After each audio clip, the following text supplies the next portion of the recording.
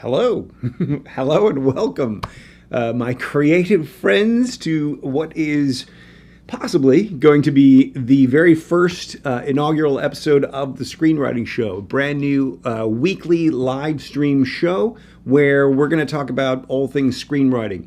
The goal for this show over time is I want to do a deep dive into a different aspect of screenwriting every single week. I want to sort of prepare what we're going to talk about that week, sort of put it out there for you, and get your feedback, get your questions, get your participation on that, so that we can really, over time, cover pretty much every aspect of screenwriting there is. Now, I have to warn you that this episode is the first time I've ever even attempted to to do a live stream of any kind. So, this episode, and probably the next sort of 2, 3, 4, we'll see how long it takes me,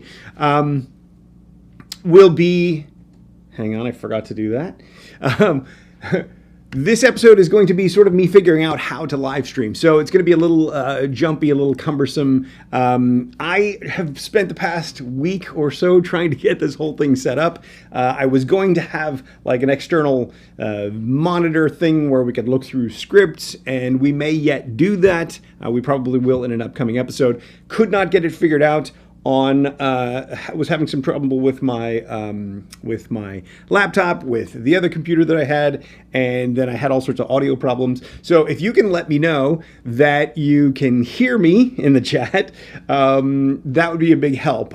This is also a lesser quality microphone than what I want to do, so I'd like to basically upgrade this over time and get the show to be something not just educational, not just enlightening or teaching you stuff, but really kind of entertaining sort of show.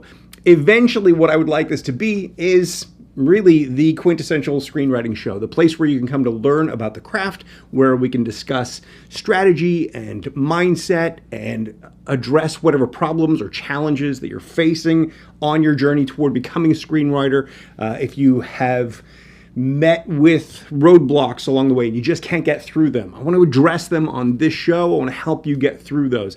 My goal ultimately is to help writers go from being an unproduced screenwriter to being a produced screenwriter. So you can hear me, that's good. So ultimately my assumption is going to be that the people who are here, who are watching, maybe have an interest in screenwriting. Maybe you're brand new to screenwriting. I'd love to know, maybe in the chat box here, are you new to screenwriting? Have you been doing this for years? How many screenplays have you written up to this point? Have you been produced? One of the sort of core ideas that I have is, I believe that to become a professional screenwriter, to do this for a living, you're trying to attract the attention of people who, a lot of people are trying to attract their attention. So how do you actually get noticed in this industry? And I believe that the way to get noticed in this industry is not just to write a great screenplay. If that was all there was to it, well, then there would be a clear path to getting there. But what we also have to do is we have to be able to demonstrate that we can make those connections. We have to demonstrate our skills in order to be taken seriously enough to get someone to read your script in the first place. Just having a good idea is not enough. Just being able to turn that idea into a screenplay is not enough. We have to turn that idea into a screenplay that a producer can read and say, yes, this is a project that I want to make and that I can make now. That's ultimately the key here. So if you're finding yourself struggling, or you're reading all the books and they're telling you all sorts of conflicting ideas, I want to get that sort of stuff sorted out here on this kind of a show. Now, what I imagine for the show in the months and years ahead is something probably a lot different than what we're going to see today. So today, this is kind of it. This is what you're going to see, me talking. I even try to get some little lower thirds on here, maybe put in some graphics or music transition, cut away to a picture of a script, all that kind of stuff. Still got to figure out that technology. So maybe next week, maybe the week after. It really depends on how long it takes me to figure this stuff out. But rest assured, I'm working hard to figure this stuff out. So for now, Let me have a quick look through the. I'm gonna look to the chat box just to sort of see who's here and what you're thinking of. So let's see. Thank you, big fan of your work. Thank you. I am a big fan of yours, or I hope to be at some point. Brand new to writing your first project. Fantastic. You're probably gonna find that there's all sorts of conflicting ideas about screenwriting.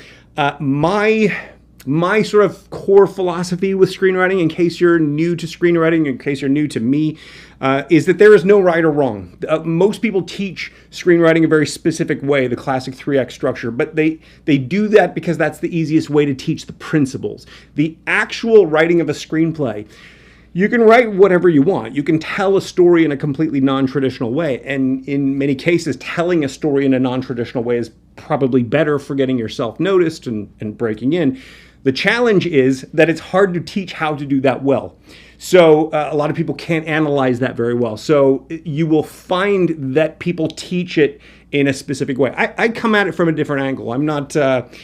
I am a writer. I have been a writer. I've done a lot of writing. I've gotten paid to write, all that kind of stuff over the years. But I want to make the films. I teach from the producer's perspective. So my aim is to help you understand how to take the ideas that are in your head and turn them into material that a producer can actually use. Because just because you can take your ideas and put them in screenplay format on the page doesn't mean we could actually go out and make that project. There's often a really big gulf between those two. And by helping you understand what that is, helping you develop the skills to be able to navigate that, that's how we're actually going to get there. So if you're just starting out, there is a big journey ahead of you, but it's a fun journey and there's enormous opportunity if you actually follow through. Most people don't follow through, which is why most people think there's no opportunity here. So let's keep having a look. You're in the FAST system, fantastic. Tweak phase, great.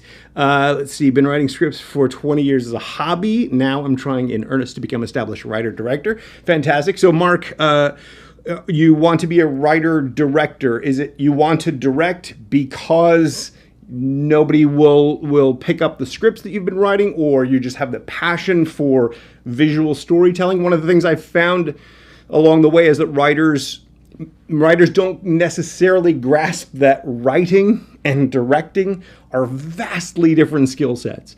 And being really good at being a writer doesn't necessarily translate to being really good as a director. Doesn't mean you can't get really good at both, just that it's a big task to become good as a writer, and it's a very big task to become good as a filmmaker. I've often been asked over the years, if you know all this stuff and you're so good at this, why don't you go off and write your own stuff? And the reality is I have taken so much time trying to figure out all this, trying to figure out how to solve the script development problem, that I am underdeveloped as a writer. I had some talent. I was good at it. I would argue I probably still am good at it, but that takes time and focus and energy. And what I'm trying to build is a production studio. What I'm trying to build is that sort of place where writers can go to get their projects made. So that takes a lot of time and getting really good at building the skills to do that, which takes the time away from developing those skills as a writer. So what I would rather do is help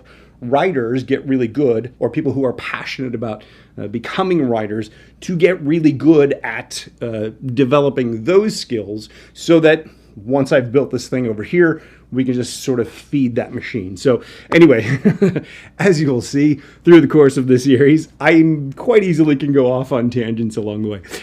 But so let me see if Mark responded. No, Mark did not respond yet. So I noticed also, this being my first attempt at live streaming, that there's about a 15 to 17 second delay between when I say something and when I think when it comes to you, or at least when I see it back from the YouTube page.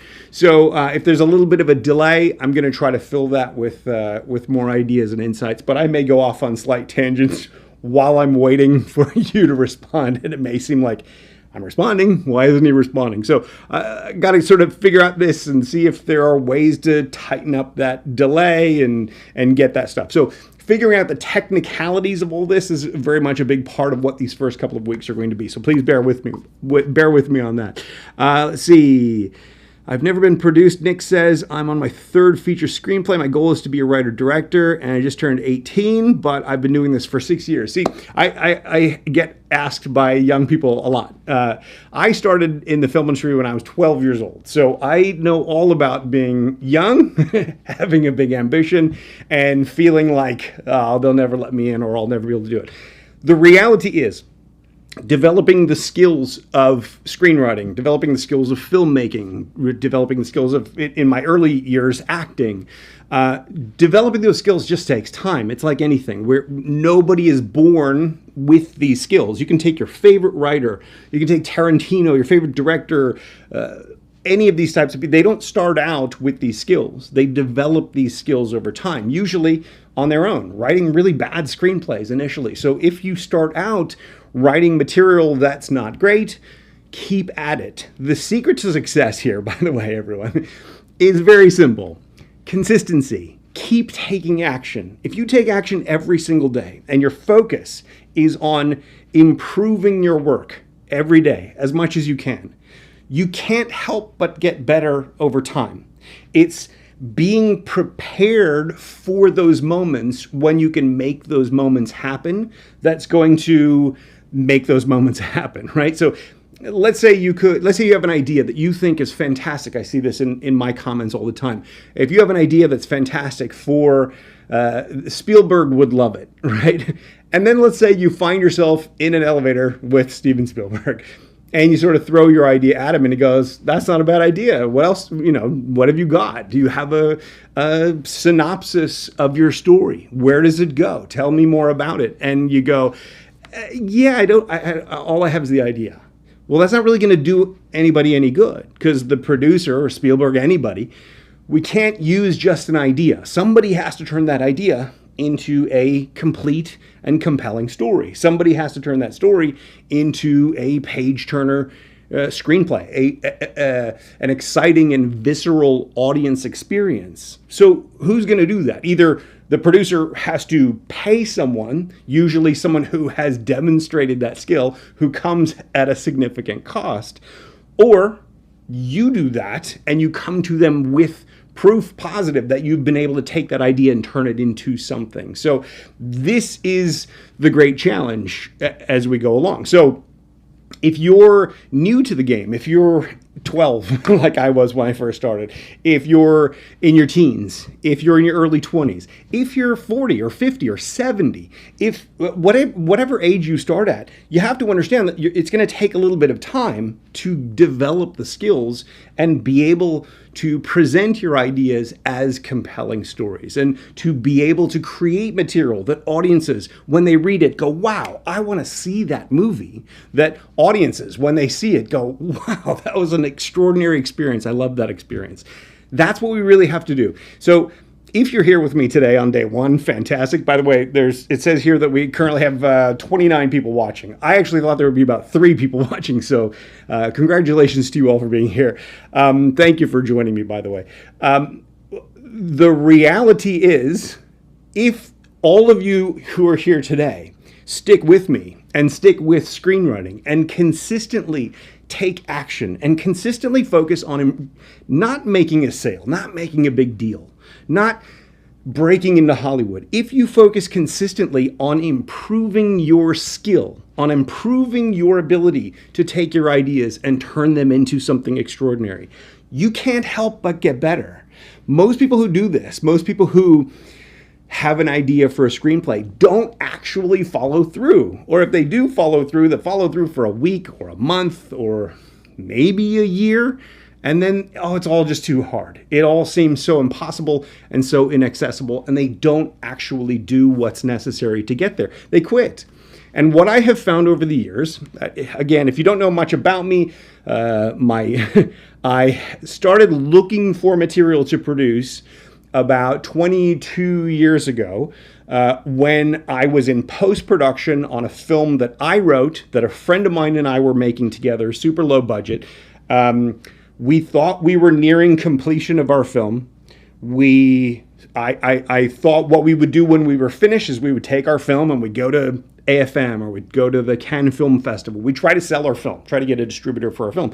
Probably they wouldn't like it. It's low budget. There's no stars in it. It's just us. But it's well shot. It was, it was for where we were at. It was like a glorified student film, more or less. And what I thought at the time was this was probably unlikely to sell, but what we could do at those markets is I could say, you might not like this, but for the budget that we made it for, it's pretty good, right? And if it is, well, we've got these other 3 projects if you're interested. So I looked for scripts. I put out a call for screenplays, and I got in like 300 scripts, and I read them all, and they were all like, what? Like, I can't use any of these. There were probably 2 scripts in that first 300 that I sort of went back to the writer and said, I would need sort of big changes to be made, and those writers just were unable to make those kinds of changes. So that's the only way I got into teaching all this stuff. But what I have found over the years through doing that, what I have found is that the vast majority of people who start out on this path, they quit before they develop the skills to be able to actually make this work. So if you've watched any of my videos, there's one thing you'll certainly know for sure. It is that I am endlessly optimistic. I genuinely believe we are living at the greatest moment in history for screenwriters and creative people, for filmmakers, because there are no gatekeepers anymore. There's nobody telling you, okay, come on into the kingdom, right? Or somebody saying, nope, stay back, we don't want you. Anyone can go out and make a movie. We can buy prosumer level equipment. We can put together some outline of a story and go shoot a film in our backyard with friends and edit it together on readily available editing equipment and piece it together and then distribute it globally through YouTube or through iTunes or however we want to distribute. There is no barrier to entry anymore. That has the twin reality effect of being anyone can do this, but also then anyone can do this. So the more people are trying to pursue this, the more competition for eyeballs at the end of the day there are. And that means that our quality of writing has to go up to get noticed, to be taken seriously. But because there are all this many more people potentially able to make movies, we can literally make movies anywhere. And most people are not going to invest the time required to get really good at screenwriting, to get good at telling compelling visual stories that are engaging for an audience, things that are market friendly. Well, not that you need to write for the market. I do believe that you should write what you're passionate about, but you need to write it in a way that can be used, but that can be appreciated and can actually sell and recoup its money. At least that's the way a producer is going to look at it. So if you're trying to write something to connect with a producer or production company, you need to understand that perspective. And that's really kind of what I'm here to hopefully present to you. I know that I'm going off on various tangents. We will get more succinct with all this. Okay, so let me have a quick look. So if you are young, if you are just starting out, there is no such thing as right or wrong. There is no such thing as good or bad. I genuinely believe you cannot be wrong. You cannot be bad. You cannot be awful, right? That is a judgment of oneself. That is you expecting yourself, demanding of yourself perfection before you've had the time to develop that perfection. I believe there's no such thing as a bad screenplay. There is only an early draft. If you've written what anyone in the world might consider a bad screenplay, consider it an early draft. It's a first draft. Okay, why is it bad? What is ineffective about that project? If you focus on those things and then you start asking yourself, well, how is it ineffective? How could I make that more effective? And simply by that little tweak in your thinking, you will focus on improving your work. So in that way, don't worry about how bad your initial stuff is. Don't worry about how long it takes you to get good at this craft. Focus instead on how do I improve? How do I grow over time? What techniques can I learn? What skills can I develop that will help me improve? Now, that's kind of what I want the show to be about. I want to look at all the different facets of screenwriting. We're going to look at the craft, the art, of screenwriting, the business of screenwriting, the strategy, the mindset, literally all aspects of screenwriting itself over time. Obviously, I can't cram it all into into one live stream, even though as I hear myself talking, clearly I'm talking quickly, trying to get as much information and help and stuff to you as possible. It's just sort of how I am. Maybe we'll be able to watch this live stream back and slow it down and extract more out of it. But my hope is, if my goal is to build an indie film studio, which, if you don't know, my goal is to build an indie film studio. Originally, when I started down this path of teaching screenwriting, I wanted to build an indie film studio that would produce 3 to 6 films a year. Now, where did this idea come from? When I was late teen, early 20s, I can't remember exactly what year it was, but I worked for a guy named Roger Corman briefly. And he used to make, he might still, or the company might still, these sort of schlocky, low-budget, straight-to-video movies back in the 80s and 90s.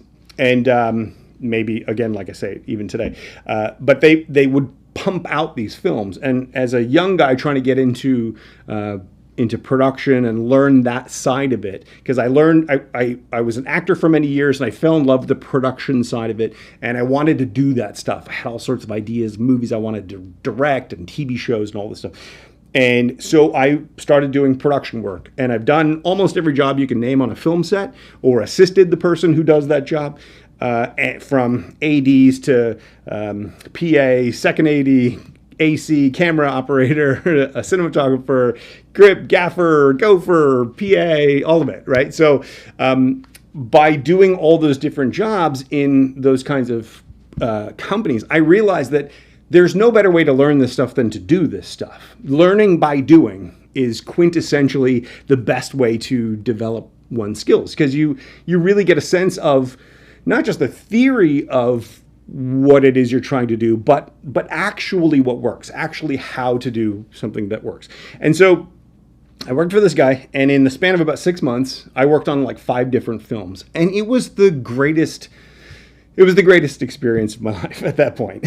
And the only reason I didn't continue was because the pay was like non-existent, and I just couldn't pay the rent. So I left. But when I moved to Australia, I realized, it would be really cool to do something similar. I don't really, just my thing is I didn't really want to make like schlocky, low budget genre films. Not that there's anything wrong with those films, just that's not, I wanted to make sort of, not highbrow stuff, but sort of stuff the kind of stuff that I loved, that meant something, that said something, that had some point or purpose, but that was wildly entertaining as well. And so that's what I wanted to do, is build that in Sydney. And so when we were in post-production on this film, and we started, I started looking for scripts to produce, the goal was to make 3 to 6 films a year. And that way I could maybe direct a film every 2 years or something, like one film every other year. Maybe I'd write a script here or there, depending on if I had some ideas. But I could basically produce all of them and get a team to produce a whole bunch of films. Now, as I started teaching writing over the years, I've now been teaching screenwriting for 22 years. I've interacted with and taught and helped a lot of writers along the way. The more writers I meet, the more I genuinely believe there is room for everyone. Because fundamentally, every single person on the planet has a unique window on the world. We see the world in a completely different way, from a different vantage point. We have different DNA, the fact that I'm a white guy that's shorter than average, that I have my spiky hair. I was born in the era that I was, so I had certain pop culture references and political realities happening. It shaped me into who I am. And so if you're born on the other side of the planet, maybe you have different skin color, or you're tall and skinny or large or whatever you are, right? And the political realities of the country that you are in are completely different to me. Maybe you're LGBT, or maybe, I don't know what it is, but whatever your situation is going to be intrinsically different to me. So if you and I were standing next to each other and we witnessed something happen on the street outside here, we would probably fundamentally interpret that thing in a different way. So my imagination may take that thing that we just watched and create a story that goes over here based upon my life experience and my temperament and my sensibility. And am I a pretty laid back kind of guy that's not too quick to anger? If you're a hot-headed sort of person, super passionate about things, you may create a whole different kind of story, right? So we could imagine the same story and see it completely different, two different ways, and neither way is right, neither way is wrong, neither way is better. They're going to say different things, and because of that, combine that with the fact that we all have combine that with the fact that we all have now accessibility to it all, that there's no gatekeepers with this anymore. Suddenly we have room for all these stories. The problem and the challenge that we face is that we don't have enough writers with sufficient skill to be able to take advantage of all those opportunities. So my goal, my sort of target has evolved over the years. Rather than just making 3 to 6 films a year that are all kind of what I want to make and put out into the world, I really see a bigger opportunity to make something that an indie film studio that makes dozens, eventually maybe even hundreds of films every year. Now that's a big thing. Like, that seems unrealistic until you start to understand the economies of it and how we could actually build something that could be self-sustaining on that end. So what I need to do, what I've been trying to do for all this time, is get writers up to that skill level. Getting writers up to that skill level is the hardest thing I've ever set out to do. Frankly, if I had it to do over again, I would take a different path, because at least at this point, if this all works out and we can actually build something extraordinary out of this, well then, okay, all the 20 years of hard work with no reward whatsoever could be worthwhile. As of now, I remain optimistic just because the opportunity is so immense. So anyway, once again, I go off on these little tangents. So let's see, what else do we have?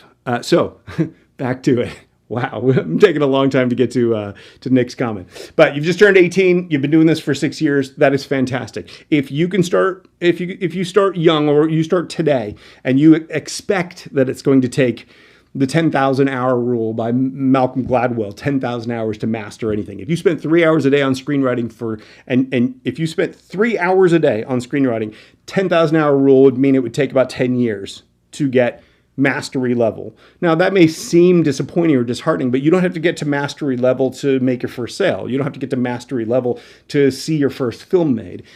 But if that's your goal and that's your aspiration, you absolutely can do that. Just know that it's going to take a little bit of time. So if Nick's been doing this for 6 years, he's 18 now. If he's been diligent through those 6 years, then he's probably not bad today. And by the time he's in his early 20s, mid 20s, if he goes full bore, he will be extraordinary. And that's kind of where I want to help and to present and see what I can offer to people. So let me keep scrolling through these before I just talk endlessly. Okay. Thomas says, I've written one screenplay. I finished it about 2 months ago. I still have to tweak and revise it. Fantastic. That's what it's all about. One of the things that I noticed, one of the things I thought about when I'm putting together this show is, so I've been reading a lot about sort of marketing and trying to figure out who you're creating your product for and that sort of thing.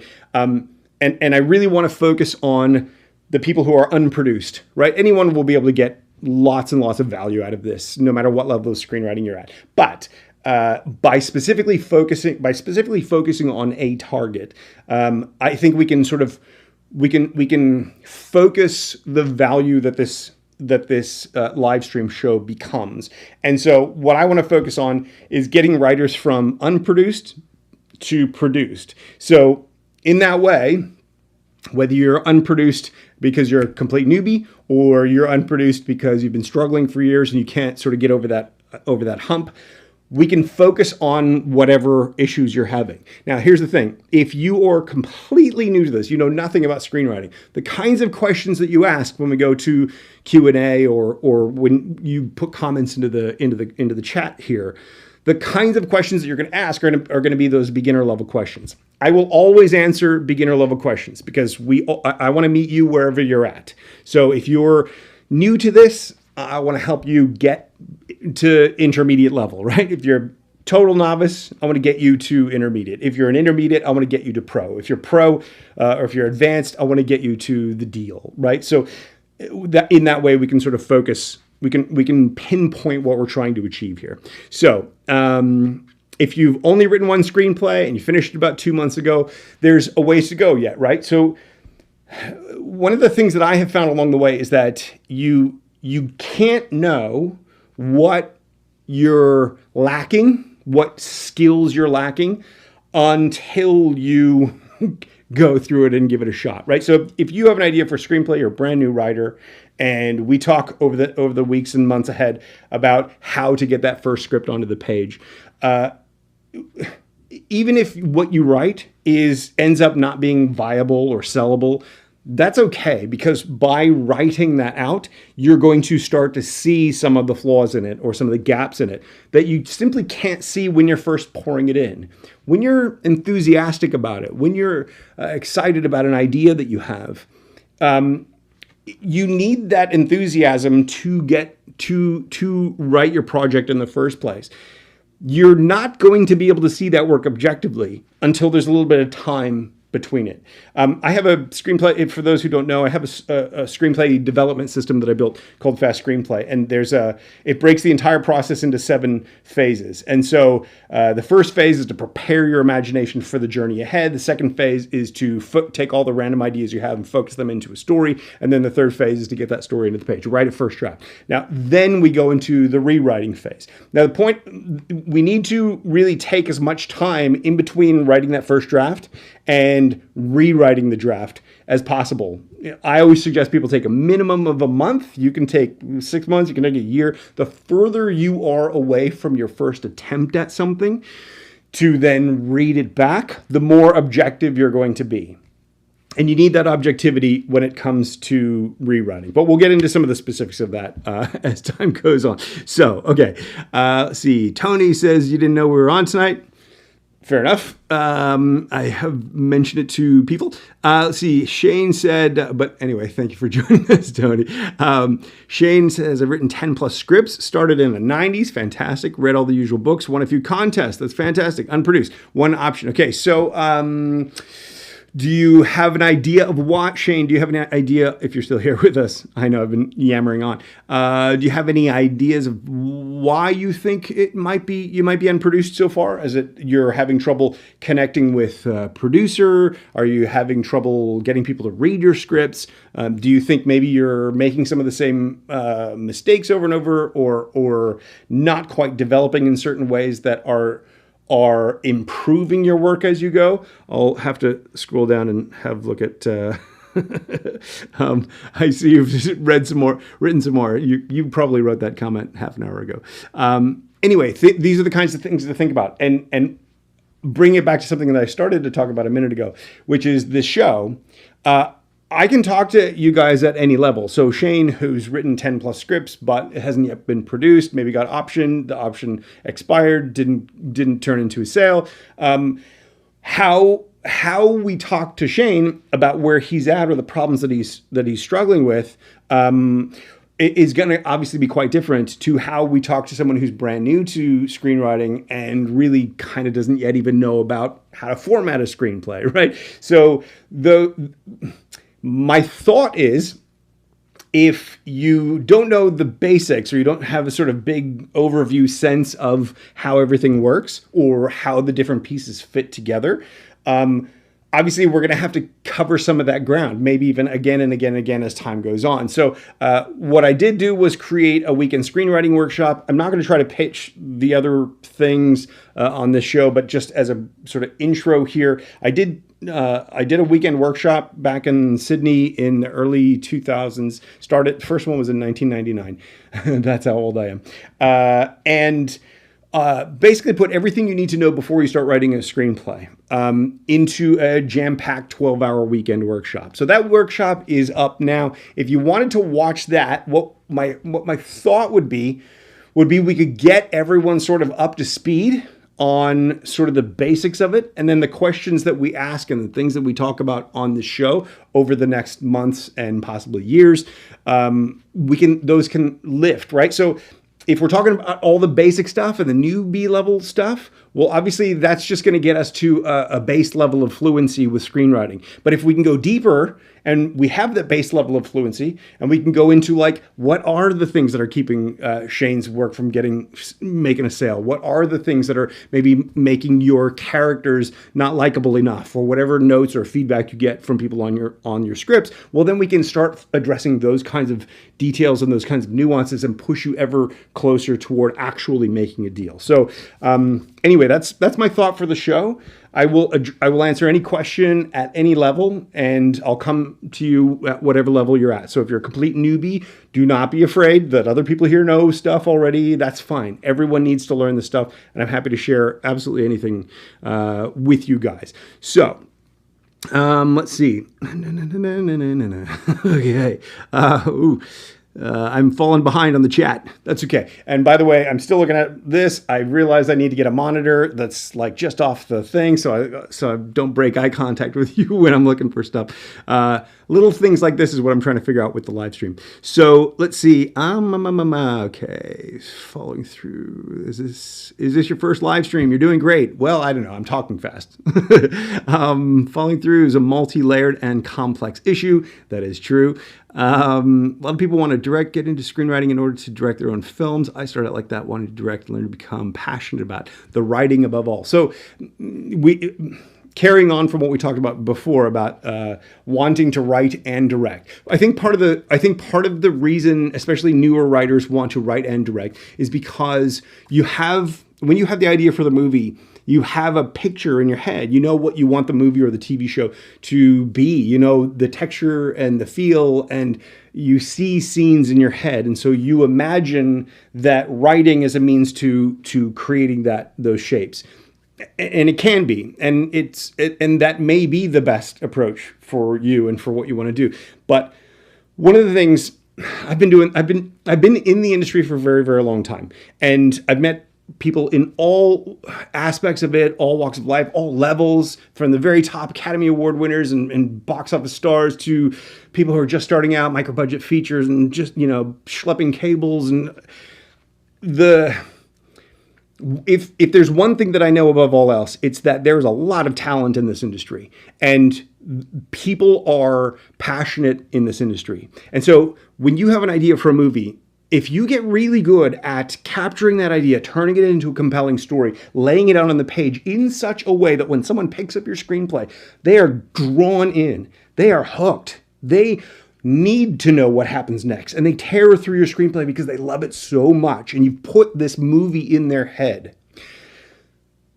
People who are drawn to this industry are incredibly talented, or not all, but a lot, a significant number are incredibly talented and can quite possibly turn your ideas and your movie into something even better than what you imagine. If you imagine a director who has spent 10 years, 20 years developing that, understanding every lens and how every little lighting trick happens and how to pull a great performance out of an actor and all that stuff. If you imagine somebody getting that good over time at that craft, well, now imagine what they might bring to your idea.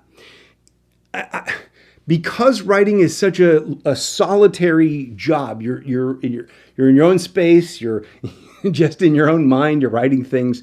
It's very easy to get myopic or what's the word?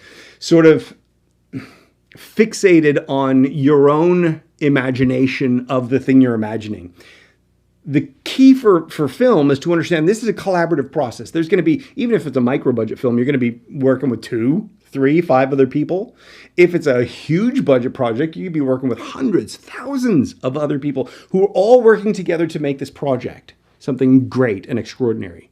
So imagine if all those people bring all these talents in all these different areas to your idea and your story.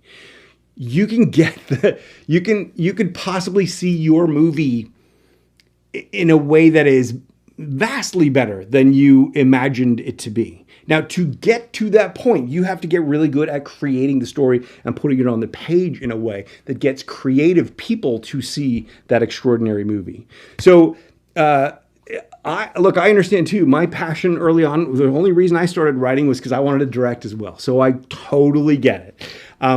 But the further I've gone down this rabbit hole, the more like Shane, the more I really appreciate that if you can just get good at the writing part of it, and you can truly inspire those people who are good at all those other jobs, that's where the true excitement comes in. It is very rare to find extraordinary writing that hits all the angles. You might find somebody who's really good at dialogue, but their stories are weak, or the characters are thin, or that kind of stuff. But the dialogue is really great. Or somebody who's really good with the words on the page, but the overall story is kind of weak, or it starts off strong, but it falls apart as it's going through. There's a wide array of challenges. So to find a writer who's great with the whole thing is very rare. And like I said before, it's not because you can't get there or that it's exceptionally hard to do. It's because most people just don't continue to develop those skills until they're that good. They quit before they do because they just imagine, oh, it's just too hard, or I've been writing for 10 years. I've got 10 scripts or whatever that was for Shane, and I've written this many projects. I still haven't gotten there. There must be something wrong with me. Forget it, right? And whereas if you've actually been improving with each of those projects and you've been getting better and better, the opportunities are there. You just have to figure out how to navigate those last few miles of making it happen. So anyway, hopefully that makes sense. Let's see. I have a passion for visual storytelling, Mark says. Fantastic. Also one of projects I won't direct. That's kind of the way I was too. Is a TV script or a feature script the best way to break in? So breaking in is K Young asks, is it, and by the way, I want to get these questions popped up on the screen. Have not figured that part of live streaming out. I figured it out, but I wasn't able to make it work yet. Anyway, so breaking in is a funny thing. A lot of writers are under the mistaken notion that you break in by writing something extraordinary and getting it into the right person's hands. That's how you make a deal. That's not necessarily how you break in.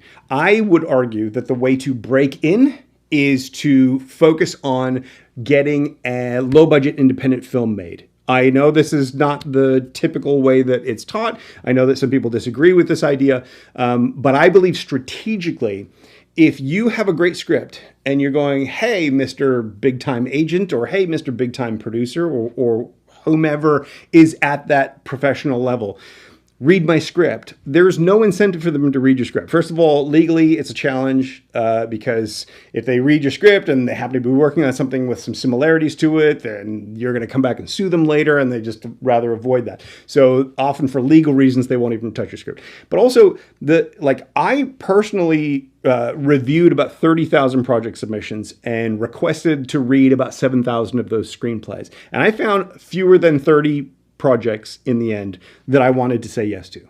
So 1 out of 1,000. So that doesn't mean 1 out of 1,000 were producible. That means I only wanted to say yes to fewer than 1 out of 1,000.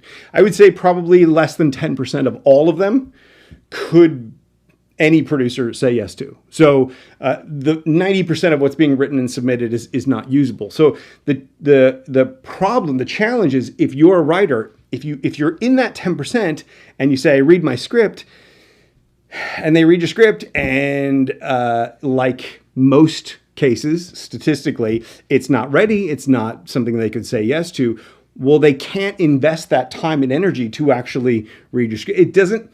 The likelihood of them finding a project that way is so slim that to devote that much resources to reading all that stuff that comes in, they just don't do it. And so how do you get read? How do you get noticed? How are you going to get someone who needs to read your script And I would argue the strategy that I'm focused on is, let's make extraordinary independent films. And those extraordinary lower budget independent films, when you walk in, it's not, hey, read my script. It's, hey, I wrote this movie here. Watch 5 minutes of this movie. Wow, this movie's great. Anybody will read or will watch 5 minutes of a trailer or a clip of a movie or something.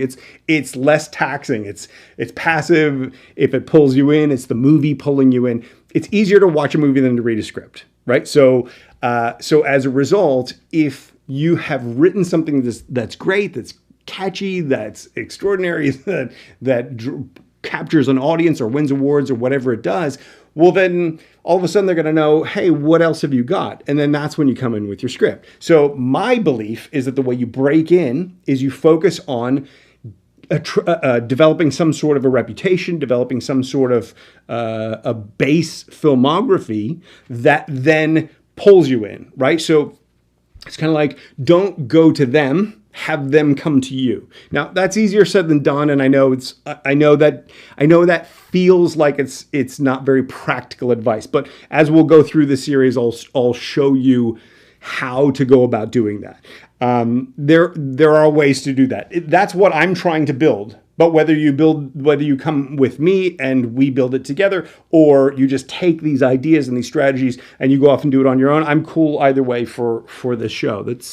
I want you to get where you're trying to go. Because even if you succeed just from having watched the show, well, that helps me too. So, the reason to write a TV script or a feature script, Kay Young, is to develop those skills. What I believe you need to do is focus on, what do you want to do? What do you want to achieve? What kind of writing do you want to do? If you want to do feature film writing, you need to get good at that format, right? At capturing an audience's interest and sustaining that interest, taking them through emotional highs and lows over the span of an hour and a half, 2 hours, right? That's not easy. There's a reason why people who succeed at making short films can't make that immediate jump to feature films, which is a reason why I don't say let's write short films. I say let's write low budget feature films, because you're developing the skills of being able to do that over an extended period of time. I can keep your interest for 10 minutes.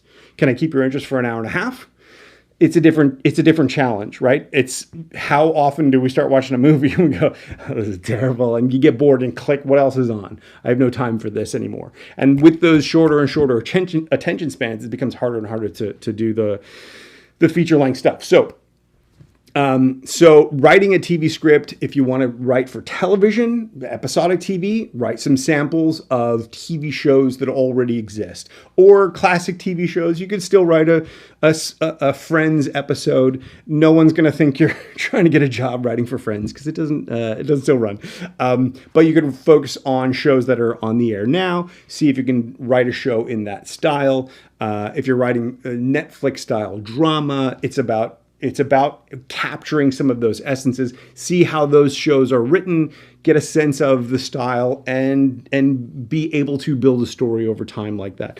There's different kinds of TV shows. There's episodics.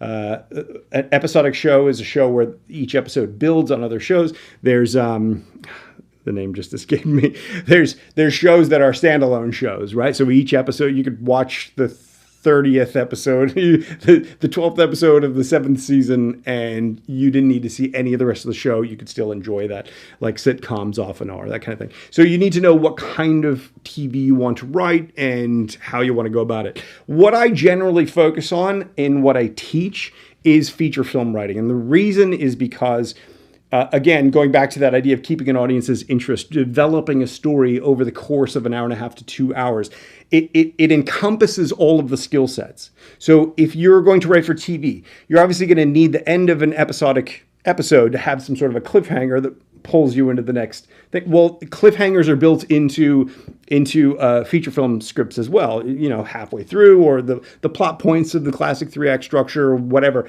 something that's going to hook you and pull you into the next part of the story. So by teaching feature film writing, we sort of cover the principles, we cover the the different aspects of screenwriting that are also applicable to short films, to TV, to novel writing, to if you're writing for a video game, first person narratives and all that kind of stuff. So the principles of writing are going to be the same. So as far as breaking in, it really depends on where you're trying to go. I would say develop those skills specifically for that. We can talk more about that as we go along. The next question was, how do you get into the industry? Again, I believe you get it. It depends on what you're trying to do. It depends on where you're trying to go. This show is going to be about screenwriting, so it's about how do you get into the industry. Always remember that the screenwriter is a team member.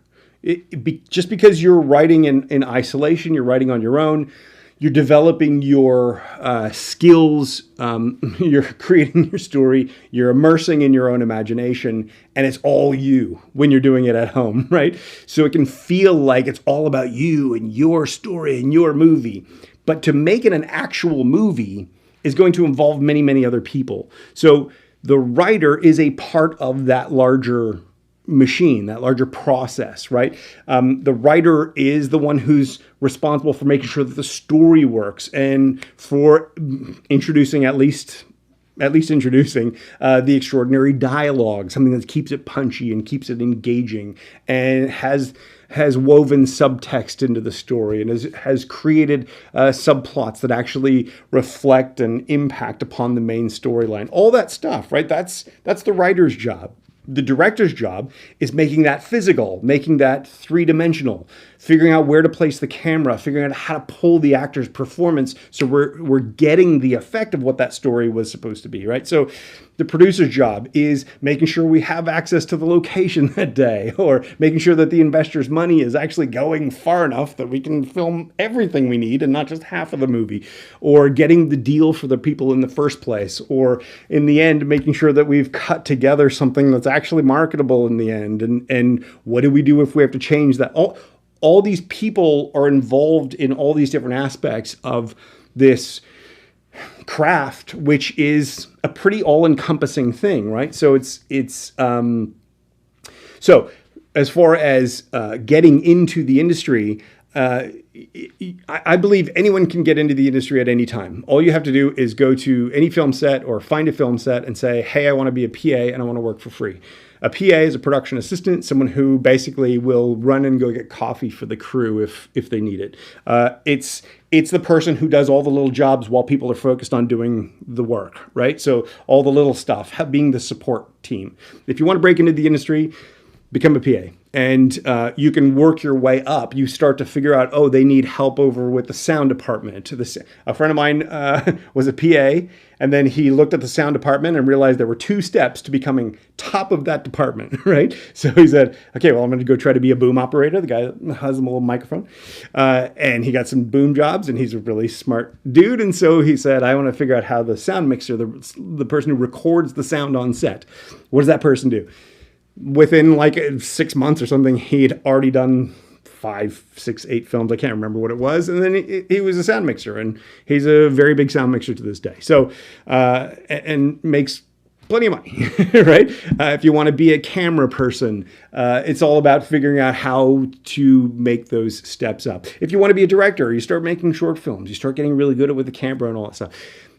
To become good at being a writer, you are a part of that, right? So what you're going to want to do is find directors. You're going to want to find actors. You're going to want to find people who you can write for, or write your own stuff. Get really good at your skills. Get really good at creating scenes that have some sort of a surprise element to them. Or can you write a scene, 5 minutes? At the end of that scene, is your audience crying? Can you make your audience cry in 5 minutes with a scene?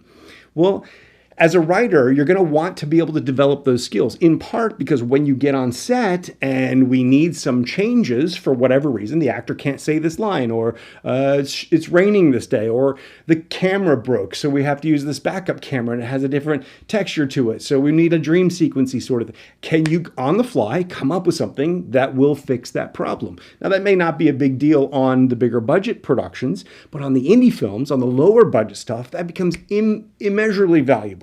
So developing those skills is how you get into the industry, right? Getting really good at being a writer. And I would argue that's what makes writing, in some ways, the best part of the whole thing. I say that to you because I want you guys to write, because I want to go produce the film. But I realized before, I was like, I've actually spent many, many years just avoiding writing. So I get that too. But the cool thing about writing is you can develop these skills wherever you're at. You can develop these skills if you're brand new to it, if you know nothing about it. You don't have to be super educated. You don't have to be connected. You can develop these skills in some ways in isolation, so that when you start reaching out and connecting with people, you're already able to do some of these things, to create scenes like that and what have you. So anyway, hopefully that makes sense. I see Shane answered Kay Young's question too. Let's see, it's direct. So if you're just joining us, I see there's a few more people than there were before. This is my first attempt at a live stream. I know I'm basically just talking, but what the show is going to become as the months and years play out is, in the future, once I figure out the live streaming thing, once I figure out how to get another monitor here and show you a screen where we can look through screenwriting examples, or maybe try writing a sample page or that kind of stuff. Maybe I'll start reviewing some of the work. If you guys are struggling with something, you can send in some work and we can go through it specifically. And I can actually show you this is why this isn't working, or here's maybe ways to improve that. We can look at possibly example scripts from famous movies that we all know. You can see how they did it.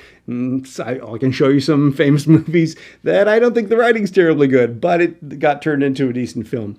We can show example movie clips. I do at some point, if I can build a team, my hope is to eventually start doing interviews, and we'll get, ideally, hopefully, I don't want to make promises that I can't deliver on, but the hope, anyway, the goal is to get to the point where I'm interviewing screenwriters or other producers or what have you, get other people's points of view on it. So it's not just really my thing. I want to make this an enjoyable, entertaining show where each week we do a deep dive into a different aspect of screenwriting. That's sort of the goal. That's my objective for where I want to go with the show. I'm actually going to take what we talk about here. Once we start doing deep dives into specific aspects of screenwriting, let's say we do an episode all on subplots, right? So we can talk about all the different aspects and nuances of subplots, how to develop them, how to assess your own subplots, how to figure out the best kind of subplot for the kind of stories that you're working on. If we can do all that, then what I'm hoping to do is to take this discussion where I give you everything I've got, and you give me feedback and questions and see what more you want to know out of it. If we can take all that, and then with a team, we can turn that into like the quintessential resource on subplots, right? And then I can offer that as a product that writers anywhere, oh, you know what? I need help with subplots. Let me get that. And then the funds from that can help us go to build our team, can help us go to expand all this. And I've got plenty more ideas for tools and things. If you're new to this channel, have a look through some of the archives. There's like almost 100 hours worth of content that I put, and I've been trying very hard to do all this. I think the live stream thing is going to be good because I can sort of devote one day of the week to it, and then the other days of the week I can devote to building all the other stuff. So still got to build that team, but that's sort of where we're trying to go with this. So let's see. And my main goal is features. Kay Young responded later, I don't know how much later, to that saying, any tips on where to submit finished features? Well, so I approach it differently. Writers often they write their script in a vacuum, and then they go, I'm done. Okay, where do I submit it to? And then they try to find services that will blast their script out, or they try to find services that will post it along with 1,000 other projects, as if producers are sifting through stuff going, I need a project, let's go find it. The reality is, and this is the one thing this is the one sort of unique thing, well, not the one unique thing, but a unique thing that I bring to this discussion. As someone who was looking for years for material to produce and seeing all this material come in that was just unusable, mostly because it was not developed well enough, but there was not an insubstantial percentage that was like, this is good, but I could never use this. The penny dropped for me. The realization for me was there is only one way you will ever sell a screenplay, and that is if your script meets the immediate needs of at least one producer. And that producer gets your script. You go, oh my God, this is the one I want to make. I want to make this one. That's when you're going to make the deal. To imagine that you've written a script and you're just going to sort of blast producers and go, hopefully someone will take it, is a very unstrategic way of going about this. If you know what a producer's looking for, if you know what a producer is, where they're at in their trajectory, if you have a good sense of what they like and what they want, and it happens to be in sync with the kind of things that you want to write, well, then you're going to be more likely to create something that they can say yes to, right? So I call it alignment. So if your project is aligned with the producer's needs, that's when you guys can come together and possibly get a project. I had somebody ask me a couple months ago if they had a project, because they know that I want to make all these films, but getting to the point of making all these films has been just an arduous challenge for me. Largely, I don't want to point fingers at writers, but largely because writers quit before they develop these skills. So if they didn't quit before they developed these skills, we could actually be already making films. But it doesn't happen. So they don't develop skills, and then it's like, okay, well, I'd like to make a film with you, but you don't not quite have the skills, so we can't sort of do that. Where was I? I lost my train of thought. That's going to happen a lot on this show, I have a feeling. The point is, somebody had asked if I had a project for you that it was exactly what you wanted to make right now. Would you be able to make it? Would you want me to send that to you? And I said no. And the reason is because I have now committed to building this resource that I'm trying to build here, to building this indie film studio, to producing films by writers who follow through and develop the skills through the system that I developed. So that's what I'm focused on. So don't try to... You can, if you want to, you can pitch me a project, but I'm unlikely to say yes to it, even if I like it, because it's not where I'm at now. We're not aligned anymore. 3 years ago, yeah, we would have been aligned because I wasn't able to find it through what I had built, right? So 20 years ago, I absolutely could have made it because I was eager. At one point, I had some investor guy come. I've told the story before. An investor from Singapore said, I want to make 3 films. We've got a group of investors that want to put $10 million into 3 films. Do you have 3 films? You're a screenwriting guy. You teach screenwriting. I said, I don't have 3 projects for you. So we saw a $10 million deal just disappear. And now that person is not with those investors anymore. That money's not there. We can't now pursue that because now maybe we're closer to it, right? So alignment is a timing thing in addition to a sensibility thing. It's if you've written a great script, and I love your script, but it's focused on, let's say, I don't know, you want to win Academy Awards with your thing, but I want to make a little thing that generates enough money to keep building more and more projects. Well, I'm going to be focused maybe on something a little bit more sort of commercially driven, something that I think has an audience built into it, rather than something prestige, right? But maybe 6 months from now, if we have revenue coming in from, some early projects or from resources that I built or whatever, and so the money for those projects isn't necessarily the issue. Maybe the issue is we need to make a couple of prestige projects. Well, then if you write the one that is commercially driven, it might not be as aligned with me as the prestige project, right? So that's going to be an ever-changing, always moving target, right? How do you know when you're aligned with a producer? This is why you can't write for a producer. You can't write what you think producers want. Oh, zombie movies are really hot right now, or a couple years ago. Let me write a zombie movie. That's the wrong thinking, because these trends change. You need to write something you're passionate about. You just need to write it in a way that a producer could actually use it. So, and then you need to identify and find and connect with the producers who are aligned with and in sync with the kinds of movies that you want to write or that you want to make. And if you're close, but you're not quite aligned, then understanding their needs a bit better and understanding how to connect with those people a bit more effectively is you might tweak what you write. So it's still what you want to write. It's still what you're passionate about. But understanding those sensibilities, you can write it in a way that's more aligned with what a producer actually needs. And that's really sort of the goal and the target of what I'm suggesting. So I don't know if that answered the question. I've forgotten what the question was. Let's see. Let's have a quick look. Let's see. Oh yeah, my goals. Any tips on where to? That's where we were at. Any tips on where to submit it? So what I suggest and what I teach and what I built into my system is I suggest understanding the producer, where the producer's at in general, just generally what producers need and why they need those things. And then secondarily, start to develop a sense of who makes what, who needs what, who's where in their own journey. If you understand, because at the end of the day, the producer, much to a writer's misunderstanding, the producer's not the other guy. The producer's not the on the other side of the table. The producer's your teammate. The producer's the person who will work with you and bend over backwards and kill for you to get your project made. Not because of you, maybe because of you, but not because of you, because of it's in their best interest too. It's if you don't know too many producers or you haven't been around the film industry for very long, the people who do this stuff are passionate about this. If it was just about making money, there are so many easier ways to make money than filmmaking.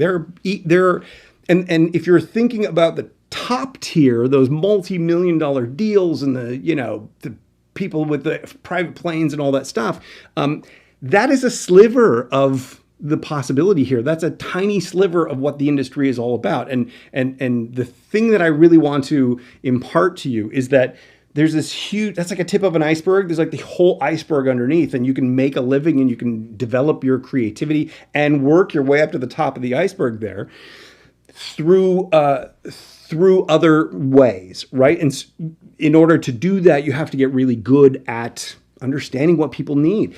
There's an old cliche that says in this industry, it's not what you know, it's who you know. But I would argue that's only half true. If you know people at the very top, but you don't have the skill to actually work with them, they're not going to work with you. Spielberg's not going to work with his nephew just because his nephew is his nephew. His nephew's still going to have to be able to deliver the goods and create that project that Spielberg can say yes to, right? So similarly, if you develop those skills and then you get really good at meeting people and connecting with those people, and before you get freaked out, I know writers generally as a species are not super enthusiastic about going out and meeting people and all that. It doesn't have to be an in-person meeting people thing, although that helps. You have to understand that it's a relationships game. You have to understand that people work with people they like. People work with people they want to work with. If you have ever spent any time making a movie, it is a months-long, years-long, in some cases, project. It is a massive project.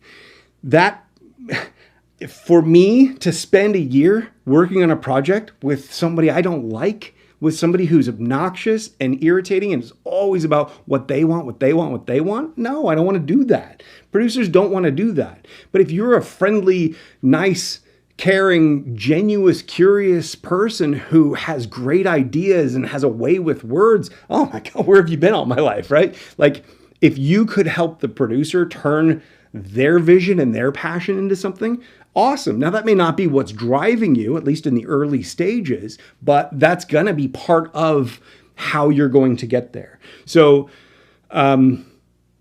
long roundabout way of saying, any tips on where to submit features? No, I have no tips on where to submit features, because at the end of the day, it's not about submitting features. It's about figuring out who your project is perfect for and how do you find them and how do you connect with them. My whole thing is I ended up, as I start reverse engineering this whole process, I sort of figure out, well, once we get to the point where it's not about pitching your idea, by the way. It's never about pitching your idea or your story. You need a compelling, production-ready, page-turner screenplay. You need something that when they open up page one, they go, whoa. And by the time they know it, they've read super fast through your project. Until you have that, don't even worry about how to connect with them. Don't even worry about breaking in or any of this stuff. You need those skills first. Because if you don't have those skills, Doesn't matter how good you are. It doesn't matter how nice you are. It doesn't matter if you've connected with them, right? It's like Spielberg's nephew. No offense if Spielberg's nephew happens to see this. Anyway, you get what I'm saying. Hopefully, Spielberg's going to hate me. Anyway, the point is how, if you understand what you're writing and you understand what the producer needs and you understand how the industry works, you can start creating material that is more in sync with where you're trying to go. That may seem very specific and like you're writing for a specific producer, which is not what I'm recommending. What I'm recommending is writing for a genre or an area or a direction, so that there would be maybe tens or hundreds of different producers who could produce that kind of a project. You need to get really good, and you're going to need to have more than one script. So you're going to need to have, I always say 3 to 5, but you're going to need to have more than one amazing script. So even if the script that you write what you're passionate about, because you're probably going to write that well, or you're going to want it enough that you're going to put the energy into actually trying to write it well. So then that way you have that. And then you start to think about the landscape and you start to think about how you can connect and align with different producers. That's when you start focusing on, how do I connect with people? This project may help you get noticed. The new project may be something that tries to get you noticed, that then draws them into this other project, right? So if you send me a script and the script is not something that I could make right now, but it's extraordinary and I see that it's extraordinary, I want to know what else you have, right? This is a writer who could quite possibly write something I could produce. Well, let me see what else they have. Maybe you have 3 to 5 projects. Oh, there's one bang. And something that you thought would never sell or you haven't showed to anybody for years, it becomes the one that is aligned with the producer, right? So for that reason, I'm not a big believer in figuring out where to submit your finished project. I'm a big believer in strategically looking how to go about making this happen. So we'll talk more about that as we go along. Let's see. Walter says, competition is high, like Jeff is saying, write amazing scripts, then submit to contests or try virtual pitch fest or blacklist. So, yes, I'm not a big fan of contests. I'm not a big fan of pitch fests and the blacklist is fine, but you got to get on it, right? So, here's my fundamental problem with contests. Every contest needs to pick a winner. So there will always be a winner, even if objectively that project could never get produced. So when it comes to producers, we can say no all day long. We can reject everything forever. Like, we don't have to go out and make something. The competitions need to say yes. So understand, and I'm not trying to disparage competitions. I think competitions are an integral part of your marketing plan. They're part of your strategy. But so absolutely submit your work to contests and win awards and have that as another reason for someone to open the door to you. But don't think that that's going to be the way you're going to get produced, because what wins a competition is very often a different thing to what a producer can say yes to. So I'm a much bigger believer in have them come to you. And I know that sounds easier said than done, and I know it doesn't make a lot of sense yet, but over time, as we go through the show, it will, hopefully. That's my job. So stick, you know what I'm saying. So let's see. Ariel says, I'm writing a mini novel before moving to a script. What would you say about this approach? A mini novel before moving to a script is fine. I think that's perfectly a reasonable way to do it. Again, a novel and a screenplay, two very different experiences. So two very different reader experiences, two very different purposes. A novel is an immersive experience for the end user, right? It's for the audience. A screenplay, I would argue, is harder to do, because a screenplay is, the idea of a screenplay is you want to put the unmade movie, the movie that no one has ever seen before, you want to put that movie very clearly into the mind of someone whose job it is to go make a movie. So that when they make the movie, they're making an extraordinary story, an extraordinary movie, but they're also bringing their own creativity to it. So a screenplay is like I always say screenplay is a blueprint for the production process, but a screenplay is very much cinema on the page. It's about putting the movie in someone's imagination. So that doesn't even always mean putting the exact picture. It doesn't mean describing every little thing. It means putting a turn of phrase in such a way that the viewer, that the reader, the director or actor or whoever is going to see what their imagination sees, their imagination's version of your story. It's a different craft. It's a challenge. And I think until you understand that dynamic of it, until you can infuse that dynamic into your writing, the writing itself is often sufficiently weak to not be able to be said yes to. That's a terribly worded sentence, and here I'm teaching writing. So, at the end of the day, if your script does not put the movie in their head sufficiently, then they're not going to see the movie clearly enough to want to make the movie. Does that make sense?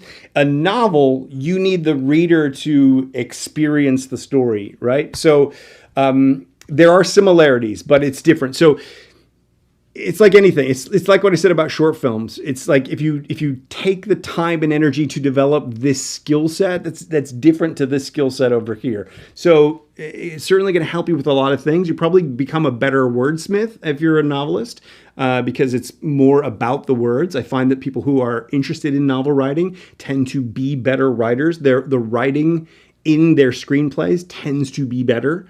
By better, I mean more evocative, more succinct and concise, maybe can say more in fewer words, which is a key component of screenwriting.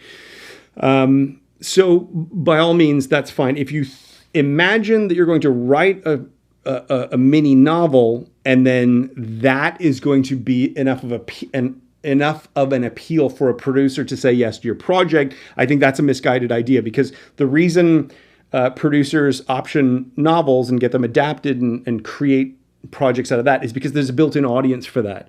So part of the producer's job is trying to figure out how to market a script. When we read a project, one of the many things that's going on through our heads is, who's this for? Who would I sell this to? How would we market this? Right? It's in the back of our minds. So if it's a novel and that novel has sold 1 million copies or 10 million copies, then we go, well, there's this whole built-in audience. They loved that novel. If we make a really good movie out of it, we have a built-in audience who may want to spend money on tickets to recoup some of that money, right? And then we can reach the wider audience who hasn't read the novel to make sort of the profit. It's a very rudimentary way of understanding the thinking behind it, but that's the reason that novels get bought, or because it's an extraordinary story and maybe it's not widely known yet, but it's just a gripping story. It's very visual, what have you. I don't think it's a clear stepping stone to it, though. I don't think it's something that you do to get to there, unless you're already a famous writer, a famous novelist, and you've got a built-in audience already. But anything that's going to develop your writing skill, anything that's going to make you better as a writer, is going to help you. So I don't want to suggest against doing that in any way. Shane says to Ariel to make sure your novel is visual enough to be made into a film. This is true. I do think that because we can make movies at various budget levels, the canvas for movies has expanded from what it once was and what most people teach it to be. So most people who teach screenwriting primarily teach the 3-act structure story. They teach a very hero-driven story for the most part. It's a story about a character going through a journey.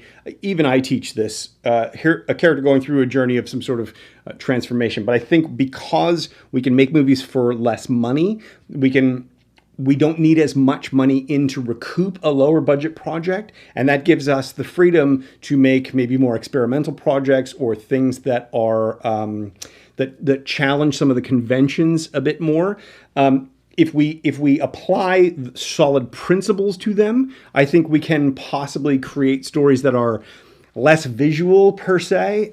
It really depends on what you're trying to go for. I always think that a story has to be judged on what was it trying to do? What was it trying to achieve?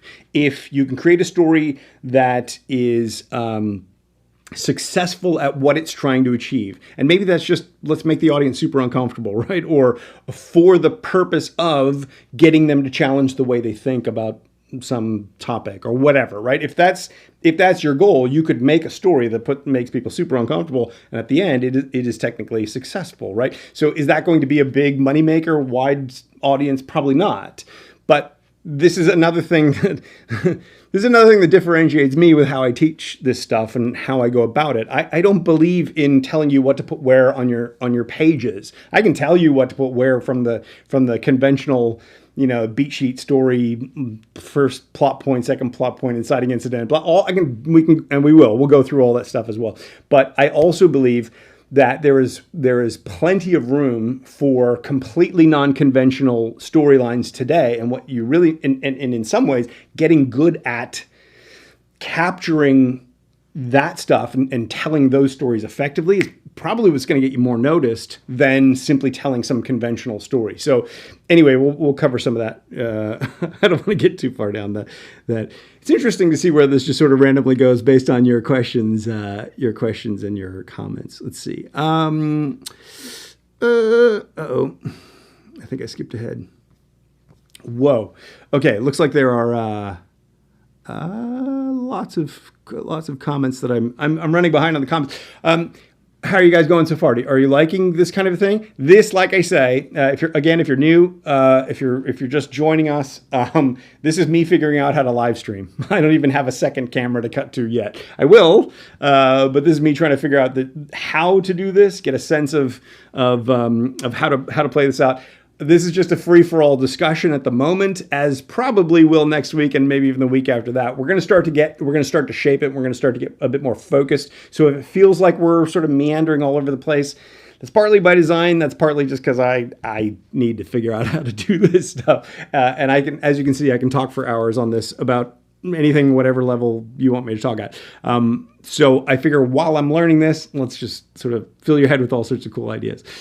See, if I have Nick says, if I have a completed feature, what is hypothetically the best can be? What's my next steps?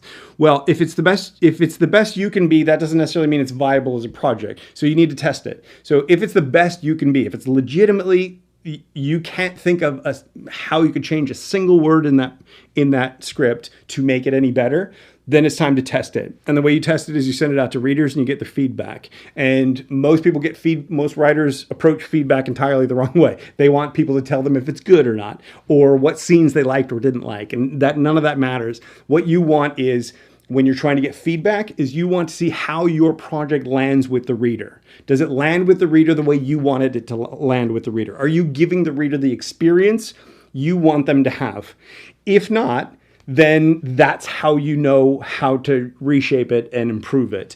The way you know if it's landing the way you want it to land is by their feedback. So if you've written this character and you think the character's a great guy and they go, geez, I didn't like that main character. Well, that doesn't necessarily tell you how to fix it, but that tells you that there's some discrepancy between, you wanted them to love this character. If they don't like this character, where's the problem? And that's when you go back and you fix and improve. Your goal, before you ever send it anywhere, you want to make sure that your project is landing the way you want it to land, and that it is providing an extraordinary page-turner reader experience, something visceral, emotional, a journey, something that when a reader reads it, they rave about it. They want to tell 10 of their friends because it's that good. Oh, and by the way, they say, anytime you write anything, let me know, I want to read it. That's how you know you're probably ready to send it out into the world. Before you get that kind of feedback from friends, relatives, whoever you can get to read, before you get people going, I want to read anything you ever write,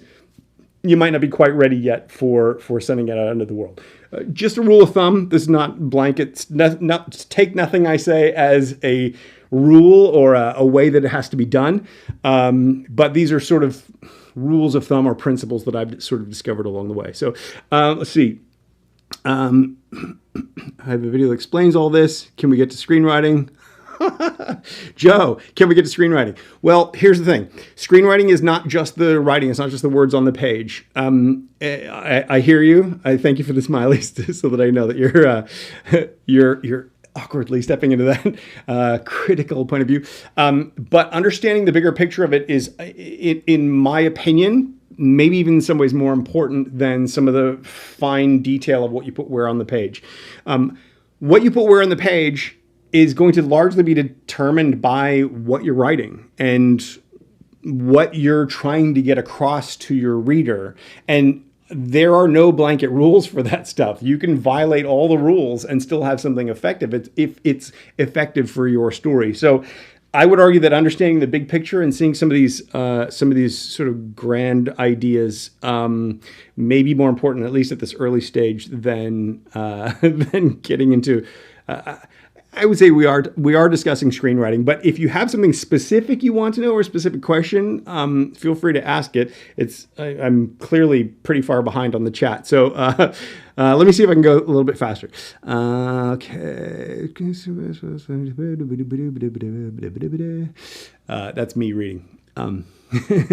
If you ever have a character who's reading something in your movie, make sure they say yes, I hear you guys. See, working on a third draft. Victoria says, working on a third draft to find myself adding instead of subtracting. My high school son said it's getting too complex for the reader. I told him you have to read it as a screenplay. Okay, so Victoria, that's an interesting comment and perspective. So when I hate talking about fast screenplay because I know everybody always interprets it like I'm trying to pitch you on fast screenplay. The way I know what I know about screenwriting is because I sat down and I reverse engineered the entire process. And I went way down the rabbit hole, tried to figure out how to get writer from point A to point B. And so because of that, I'm going to have to refer to fast screenplay from time to time. But one of the things part of fast screenplay is the rewrite process and figuring out how to get a writer from one draft to a solid draft that process is what is known in my system as the strengthen phase. It's the S in fast, strengthen, where you strengthen your story into a solid project. One of the big challenges that I find is that, first of all, probably half of writers who submit their work don't rewrite. They are submitting their first draft. And this is true. I've read a lot of you read a couple pages, you go, no, thank you. Rewriting is the challenge of rewriting is it's like imagine you have a big ball of string and you go, oh, the string is out of place. Let me pull that out and tuck it in over here where it's okay. Well, as soon as you do that, it has pulled in on this side and now this side's all out of shape. So you go and you fix this part of the shape and in doing so this part crushes in, and so every little piece you're pulling on is affecting some other part of the ball of yarn. And so this is the challenge of rewriting. How do you go through that process? So what I did was I sat down and I tried to figure out how can I get writers through the rewrite process. You need to know how every detail affects every other detail of your story. That's a lot. And when you start writing, if you're just focused on, well, I need to make this scene funnier, or I need to make this character stronger, I need to introduce a setup over here to have this payoff over here. If you just focus on those details, you're not also focusing on how it affects every other little piece of the thing and the overall. And so you're going to get notes and comments like this is getting too complex because you're fixing little problems, but at the expense of the big picture. Usually when you sit down to just like blast something out, you're in that sort of zone, right? You're just blasting words onto the page and you're telling a story as it's unfolding. It's only when you go back and realize, well, this doesn't make any sense, or how we set this thing up, but it never paid off over here. And so I need to, and then you're starting to like add things to it. Well, it's no longer the flow, right? It's no longer the picture of it. And so how do you go through and do all those little things? So the way I approached it was I took this process that we want to get you from here to here. How do we get you from here to here? And I said, think of your story as like a thing with 6 layers to it. So there's like the big picture, there's the outer layer of what am I trying to get across? What's the point or the purpose or what I'm trying to say with my story? Like, is it better to have loved and lost than never to have loved at all, right? That's a thematic thing. Theme is often a big sort of a big picture level thing. But what are you trying to get across? Then inside of that is what I call the whole story level. It's like it's the story that I'm going to tell to convey this big idea, right? Or if it's not a theme, it could be just some fascination thing. You're fascinated by computer electronics, so you want to make a story that really helps people understand computer electronics. And so the shape of that story is a kid who pulls his computer apart and discovers magical powers. I don't know, whatever. I'm not the writer. Anyway, but so the whole story is the story you're going to tell that conveys that bigger picture, right? So then inside that are what I call the act level. So the act level is are the major movements of your story that tell the story that conveys the big picture, right? So, and then once you understand what those major sections are, then we move into the scene level. So the scene level are the individual scenes of the story, the scenes that add up to the acts, which add up to the story, which convey the bigger picture, right? Then narrower to that is what I call the dialogue level, which is how the characters speak and interact with each other. Because really the dialogue is sort of like a window to what the character's thinking and feeling. You don't just say what a character's thinking or feeling. You're going to convey dialogue that pushes and pull. We'll get into dialogue. Your dialogue has to interact with your story. If you think of your dialogue as being a living, like a color of your story, it really, how the characters talk, the things they don't say are as important as what they do say. They might say something to get the other character to react in a certain way, but what they're really trying to convey is this other idea over here. All sorts of nuances to dialogue, right? But so the dialogue sort of gives us this window into the characters, which helps us understand the scenes, which fits into the accents in the big picture, the whole story in big picture. And then the finest level, the sixth level, is what I call the experience level. And that is the moment-to-moment experience of your story, how writers are going to experience the story that is unfolding before them. So every change you make, when you're adding instead of subtracting, it's because you're probably focused on only one of those levels, or you're not even thinking of those levels. You're just thinking about whatever the problem is or the thing that you want to improve or what have you. It's not until, as a writer, you understand how each of these levels impact each of these other levels that you're going to understand how to rewrite your project and make your project stronger without letting it all sort of fall apart or become too complex or turn into a whole different story entirely. Because let's say you have your point is that let's say you're fascinated by electronics and you want to get other people fascinated by electronics. I don't know why that came into my head. I'm trying to think of something that's not thematic per se, because theme is what most people use for the big picture. So let's say is it better to have loved and lost than never to have loved at all? Because it's a thematic thing, right? So if that's the story you're trying to tell, you're trying to convey the idea. You as a writer want the audience to take away that it is better to have loved and lost than never to have loved at all. Well, the story that you tell could be about a banker and a yoga instructor who meet, and by the way, they're gender reverse, just to throw a wrench in it, and how they meet, and because of the yoga anti-capitalist point of view, they hate the banker. I don't know. I don't want to get too political.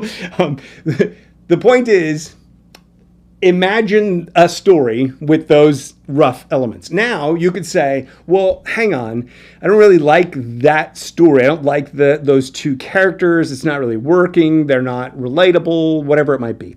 And so you want to go through and you could possibly change it at the whole story level. Okay, it's not that. It is instead an Uber driver and a person who works at the subway taking tickets, right? So you've changed the whole story level, or maybe even one of the act levels or what have you, but you've left the other bigger picture stuff, right? So if you, I don't know if this is getting too complicated. We will get into some nuances and detail of this as we go through this series. But the point is, when you're thinking about rewrites and you're thinking about changing things or adding things or adjusting things, what you want to understand is how each thing affects each different level. That takes some time to learn how to do that. It's the most arduous part of the system that I developed. It's where most people quit because it's so much easier just to pour stuff onto the page than to improve the stuff that they poured on the page. So anyway, hopefully that makes sense. If there will be more to it as we go along, I don't have a good out point for this. So let's keep going through the, let's see. Jeff Messerman says, Jeff, this format is great. So if I'm reading between the lines, do you think there will be a spec renaissance post-pandemic? Feels like superhero burnout is nigh. Oh, you're probably talking about the indie film stuff that we were talking about earlier. Yes. There will always be spec renaissance. It's not so much a spec renaissance. I really think if you put yourself in the producer's shoes. As a producer, I would love to be able to say, hey, so I had this idea for a movie, blah, blah, blah, blah, blah. And for you as the writer to go, oh my God, I love that idea. Let me go write a draft of it. And then you come back to me and I go, oh my God, that's perfect. And we go, let's go make a movie together. Well, we would have to have a relationship first. I would have to know that your skill level is good enough to be able to do all that.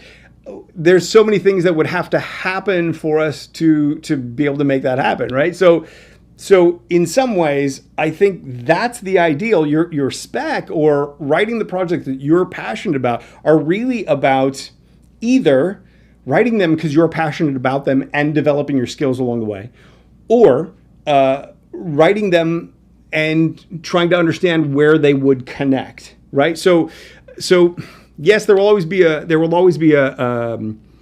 I think there will be post-pandemic more and more production. Hollywood got right back into production during the pandemic, so like Hollywood's ready to go. The indie film world has always been big. I don't know if you guys are aware of this or not, but like Sundance Film Festival prior to the pandemic, they would get in 4,000 feature films every year. 4,000 every year. That's a lot of people making a lot of films. There are films being made wherever you live. If you're not in Hollywood, there are films being made where you live or somewhere near to where you live, unless you're, I guess, in the Outback or something like that. But even there might be. If not, there could be, right? So you have to find, my belief is to find the people who are where you're at, level-wise, and emerge with them. Right. So if you like, when I was a kid, I had friends we all wanted to make films. Right. So we made our little short films and stuff together. We like Scorsese and who else? Scorsese, all those guys back in the day, they all sort of grew up together and helped each other out. Coppola and Lucas and Spielberg, and those guys they came up together, right? So rather than trying to get into that group, they've already got a lot of friends. They've already got a lot of people that they work with, that they know well, they can trust, that they're in sync with. If you focus on people who are where you're at, or the next generation coming through, or if you're an older writer and you're more interested in finding people my age or older who want to do that, there are plenty of us out there too. So I think the exciting thing about this moment in time is anyone, anywhere can get into this game. The challenge is that most people, most places are not going to be creating material at a sufficient level to be able to attract big enough audiences and build careers out of it. So by developing those skills, if you get really, really good at being a screenwriter and telling extraordinary stories, and then you connect with those filmmakers that are sort of coming up, you lift their game. They're going to want to be a part of your world and want you to be a part of their world. If you come to them just with ideas or just with half-baked stuff and you don't have the skills, well, they can't do anything with that, so you're going to be kind of a nuisance and they're going to close the door. And that's really the reality that we're facing here. So anyway, but superhero burnout, I got burned out on superheroes very, very early on. So I'm a big believer that you can write whatever you want. Two stories I don't really care for myself are superhero stories and horror films. But if you're writing superhero stories or horror films, I want you to succeed as badly as you want to succeed. So don't worry if I don't like the genre that you're interested in, because I can still help you with that. Let's see, how to screenwrite action scenes when action carries the story. There's specific, you basically have to describe the action. As people are reading the story, they have to see the action unfold. Uh-oh. I cannot tell if this is live or not. On my end, it's all empty. So I'm going to try to see if I can fix it and come back. If you're still watching this by any chance, I'm going to try to fix it and come back.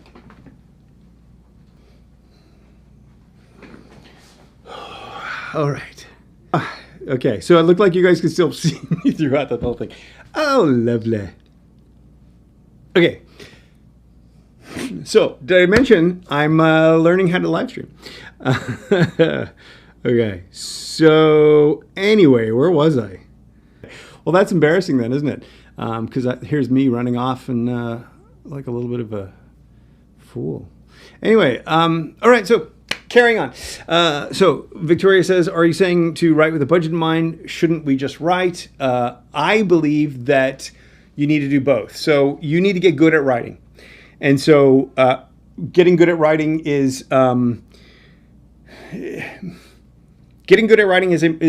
multi-layered skill. So just to get good at wordsmithing and craftsmanship and being able to tell an extraordinary story and being able to create rich and vibrant characters who we care about or who have subtlety and nuance to them, all of that is super important. When it comes to screenwriting, the budget does matter in terms of if you write a big budget Hollywood film, right? Let's say the superhero film that I was talking about. This is probably why they cut me off, the whole superhero thing. Oh, see, I knew it. They're out there. They're watching.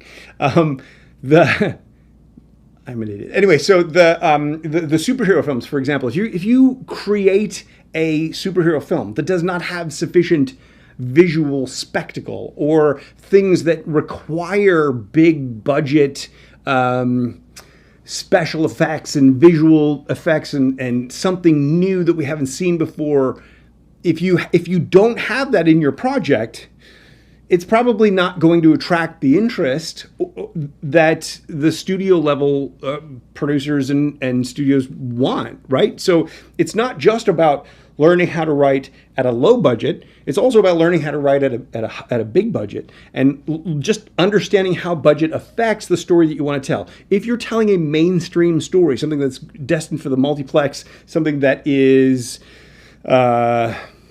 big and broad and expansive, right? If that's what you're creating, then you need to, I just was going off into thinking about all this stuff. Okay, put this aside. If you're creating something that's big and broad and expansive for a multiplex, you need to make something that is going to appeal to a wide audience. You can't include in those kinds of stories stuff that's too controversial or stuff that's going to put off a significant part of the audience. There are business considerations that need to be considered. Otherwise, you can write anything you want to, but is that project actually going to get made? If you're writing a lower budget project, then that project is, we have more flexibility. You could make something that's super controversial or edgy or that maybe hasn't been done before for a reason, or something that maybe crosses the line, or maybe that is also going to help market the project. I'm not a big fan of being controversial to win audience, because it's like clickbait. It's not really what, you're not going to build an audience that way. But it's possible to do that. And my point is, knowing the differences in budget and how films are made is going to help you create stories that can actually get made and can get turned into to a yes, right? So it's not about not writing what you want to write. It's about understanding the breadth and the scope of what screenwriting is really all about. So okay, let's see.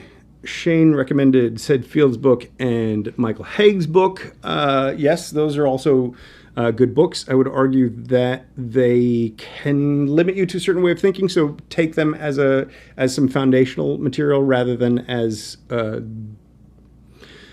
guide necessarily. Let's see. Going to be about screenplay. Let's get that part started. What's the worst screenplay you've ever read or wrote? I have no idea what the worst is because I've read a lot of like really bad screenplays. But also, I don't like to fixate on that. I really think it's not about bad or even what I wrote.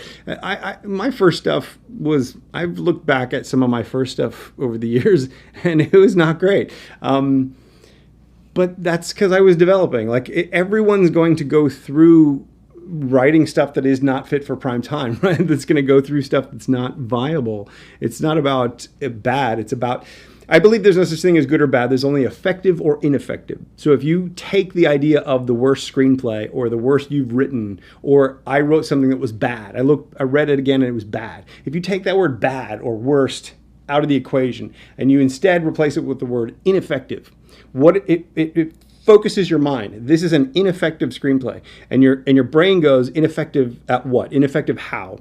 And by making that little adjustment, your brain goes, well, this scene made me think I was going to expect this out of the movie, and that's not where the story went at all. Okay, so the setup was ineffective, right? So that gives us something to fix. That gives us something to improve. So I'm a big believer that we need to not be too judgmental on the projects that we write or the projects that other people write, because we're all developing, we're all getting better. And I believe that if we can just focus on getting better, then we're going to turn ideas into viable material. So, do you need a driver's license to be a PA? In LA, you do. I would argue probably most places. Maybe not New York City. I don't know. I've never been a PA in New York, so I don't actually know about that. But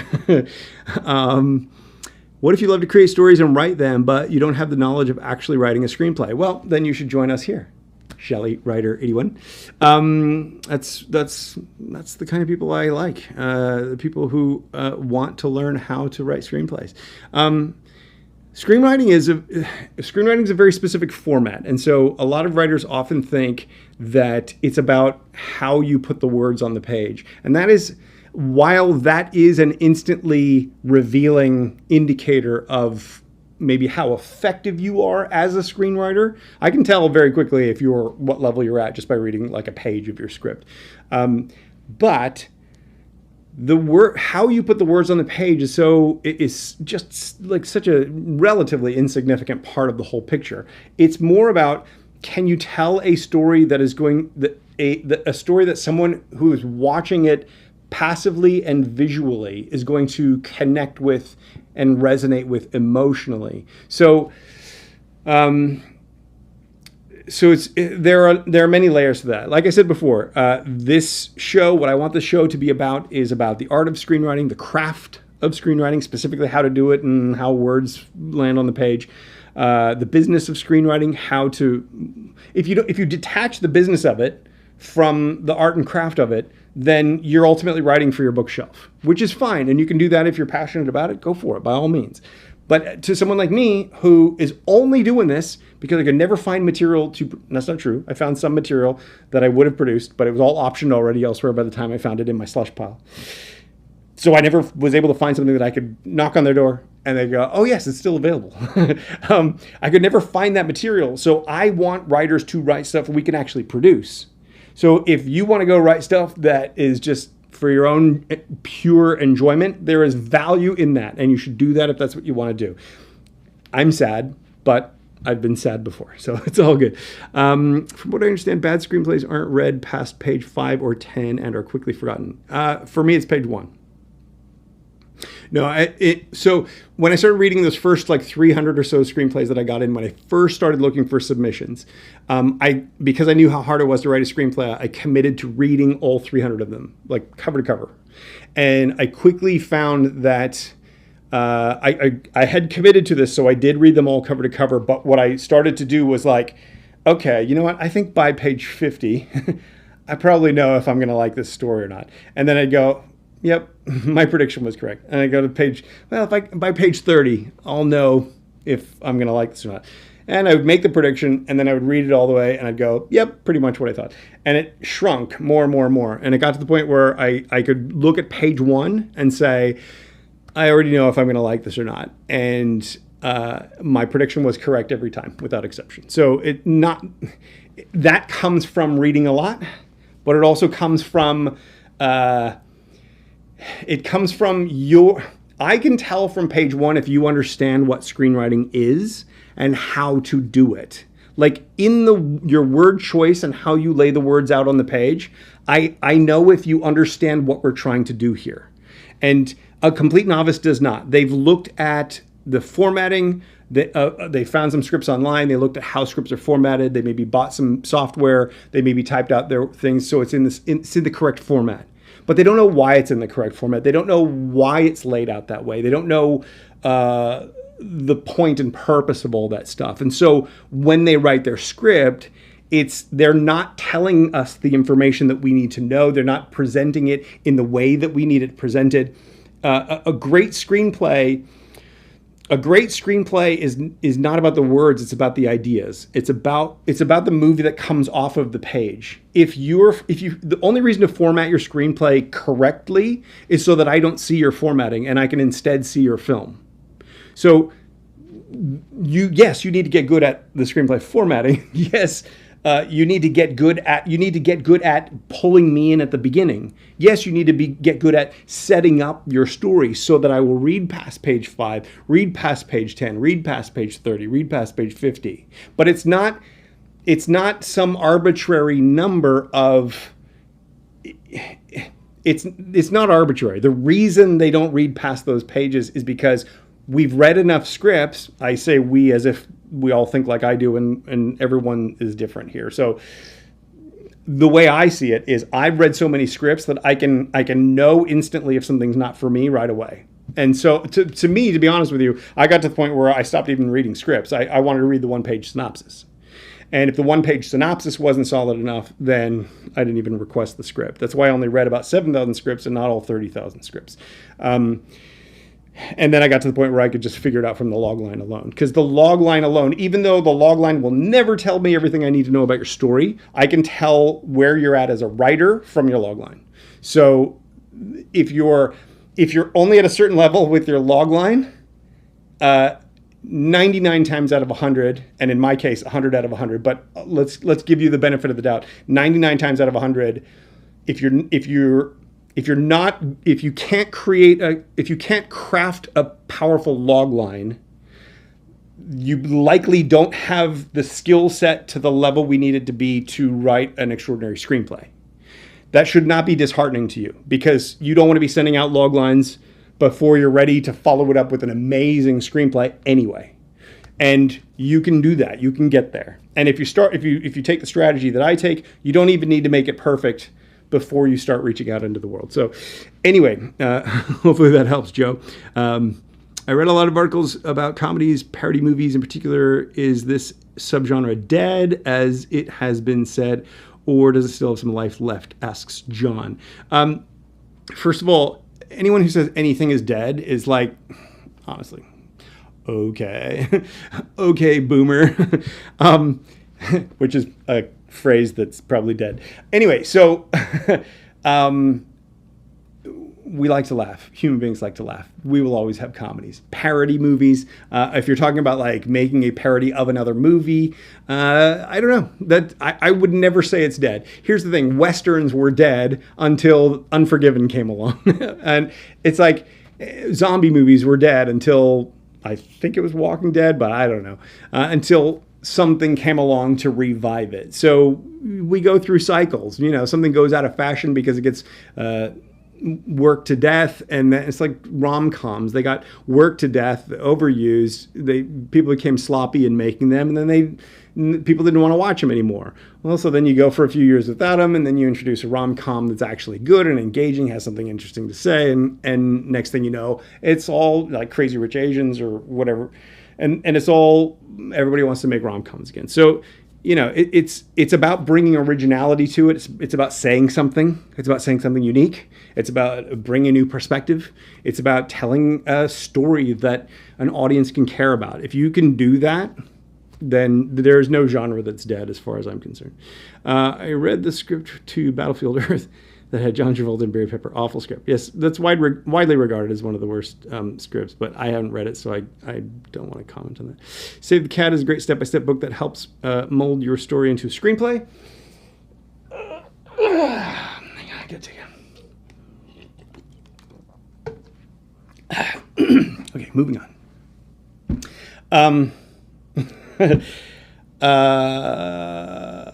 I'll talk more about that as we go along. If you're really passionate about writing for film, you can totally learn those skills. There are tons of good books. Or Drive Fast. Thanks, Shane.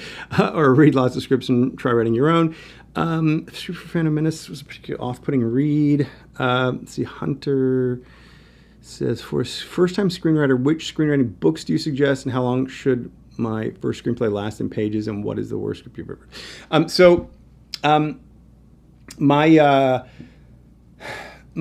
My belief is, I know this is going to sound self-serving, but my belief is that what I've built is better than the books.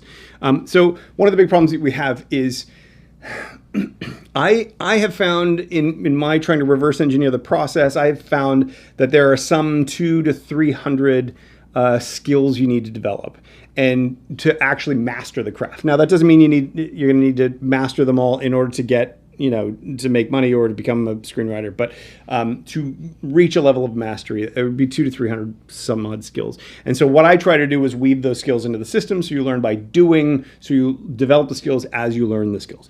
The problem with books is that you can jump around to what you think is important, and you can cherry pick what you want.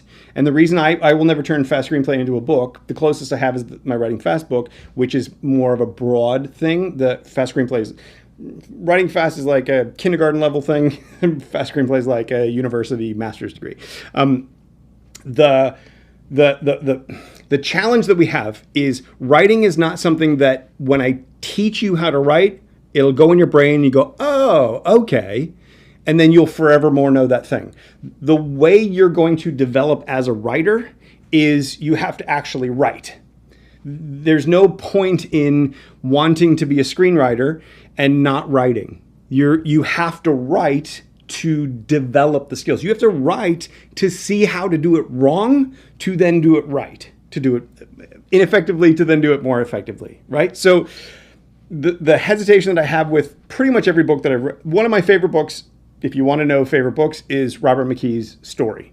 I'm a huge fan of that book. However, if you read that book, you're not going to want to be a writer. You're going to think you could be a writer, and then you're going to set out to start writing, and you're going to be so over judgmental because he defines like perfection in some ways, and he's got a way with words. So it's a beautifully written book that really goes deep into a lot of different aspects. It's more about fundamentals and principles than about some formula. I like so many things about this book. The problem is it assumes this level of perfection that for a new writer, especially, you sort of can very easily feel like, I'll never get there. I'll never get this good. I didn't read Story until I'd been writing screenplays for 15 years, I think, at that point. So I already had a sense of like, it wasn't daunting to me because I felt like it was this expanded tool set. But if you were a new writer, and I've heard this from lots of new writers, it's like, oh no, that book like sent me into insecurity build for years. So this is part of the problem. Part of the other problem is that you can jump around to wherever you want to go. And I can tell you from firsthand experience, if you focus on the thing that you are most interested in and most fixated on, you're not going to develop the skills because you're going to focus only on the things that you think you want to know or the things you think you need to know. What I did was build a system that takes you through the entire process. So here's the thing. Everyone has an idea for a movie. Everyone needs to turn that idea into a compelling page-turner screenplay. We have to get from point A to point B. So how do we get from point A to point B? Not what do you put where on your script, not what's going to work, what's not going to work. How do we get from here to here? So that's a point A to point B thing. That is a process, right? Everyone has to take the ideas they have, one idea, 100 ideas, whatever it is, and shape them into a story. Turn it into an experience for the audience, right? Some characters going through some adventure. That's what I call the focus phase. You're focusing your ideas into a story. Everyone has to do that. Whether you do that using Cat in the Hat, Save the Cat, beat sheet, right? Plug everything into a little formula here. Whether you do it that way, whether you use principles, the setup payoff stuff that I talk about and go through the process that I'm talking about, the emotional roller coaster and all this stuff, whether you do it that way or the other way, you find some guru that you love and you follow their formula. At the end of the day, we all need to go from idea to story, right? Then we all need to put that story onto the page. So we all need to write that script. So what I did was I said, okay, what are the things you need to know? Well, you need to know character development. You need to know opposition. You need to know building an emotional roller coaster. You need to know theme. You need to know story structure, all that kind of stuff, right? So why don't I teach you those things as I take you from point A to point B? So again, I apologize that it sounds self-serving. It's really hard for me to talk about this stuff without touching upon all the stuff that I built that helped me understand this stuff. So you don't have to join me if you don't want to. I'd love for it if you did, but you don't have to. The point is we're all going to have to go through that part of the process. So if you read a book and you're particularly interested or fascinated by or want to know more about dialogue or subplots or whatever detail, for you to do that, you're going to jump around the book and find the thing that you want. That is necessarily going to leave gaps in your knowledge, leave gaps in your skill set. You're going to skip over things that you're not interested in, and those things will be underdeveloped. And you won't be able to get from point A all the way to point B, to not just a script, but then through the rewrite process, then through the polishing process, to that page turner screenplay, then to the testing and alignment and feedback process, and then all the way to finding and connecting with your producer. That part of the process, finding and connecting with with the producer who's perfect for your project, is part of the story development process. The whole thing is the whole process, right? So if you were to jump straight to there, that's why in Fast Screenplay it frustrates the hell out of writers, because when they sign up, they want to go straight to the end, right? How do I sell my script? Well, no, you don't sell your script until you develop these skills. So we only go one step at a time. That's super frustrating for writers. And I get it. I know we've tried lots of different ways to do it. That's the only way that works. At the end of the day, the problem is, if you don't develop these skills, you will not be able to do that. And if you don't know how to do that, you will not have these skills to the level you need to have them. So this is my hesitation with books and with suggesting books and all that. There's plenty of good stuff. If what you want to do is fill your head with information, with knowledge, then by all means read books. There's plenty of them. Some of them were mentioned in the chat here. I suppose we can put together a book reading list. I don't really want to be honest with you, because that's not the way that I suggest doing it. I really believe the way you learn to do this is by doing this. You learn to write screenplays by writing screenplays, by trying, failing, seeing where did it fail, and going back and fixing it and strengthening those skills until the point where you can turn any idea into an extraordinary story. If you can do that, the world is your oyster. This is something that is eminently achievable. So, wow. Okay. Let's see. Tony said, how do we become part of the team? I have a very specific list of things that I need. People to help me build things, people who are good with animation and graphics, and people who can help me with production and just stuff like that. So it's hard. If you're interested in helping me out, let me know afterwards or send me an email and we'll take it from there. Some Star Wars chat. Nick says, how badly has woke culture affected the ability of new screenwriters to break into the business? I don't even know what that means. Okay, so first of all, I'm not going to get into politics. I'm a big believer that if you know anything about me, if you watch my TED Talk, you know that I believe fundamentally, intrinsically, every single one of us, I've even said at the beginning of this thing, every single one of us has a unique window on our world. We have a different vantage point. Your point of view, what you've learned, your skin color, your age, the culture you grew up in, everything you bring to this is unique. There will never be another person on the planet at any time up to this point or at any point in the future. There will never be another person that sees the world the way you see the world. So every single one of us has something to share. We have an insight, a perspective to share. It is it is criminal that we live in an era where it has become polarizing to share competing points of view. That's what makes humanity great. What makes us amazing is that we can. The reason storytelling is amazing is because we can vicariously immerse into an entirely different person's life and world and viewpoint and perspective and journey and experience. That is what makes story work. That's why we love story. That's why story has been used to communicate ideas and perspectives from the beginning of recorded history and long before that. So, woke culture, first of all, will never affect breaking into the industry because the industry is left-leaning in the first place.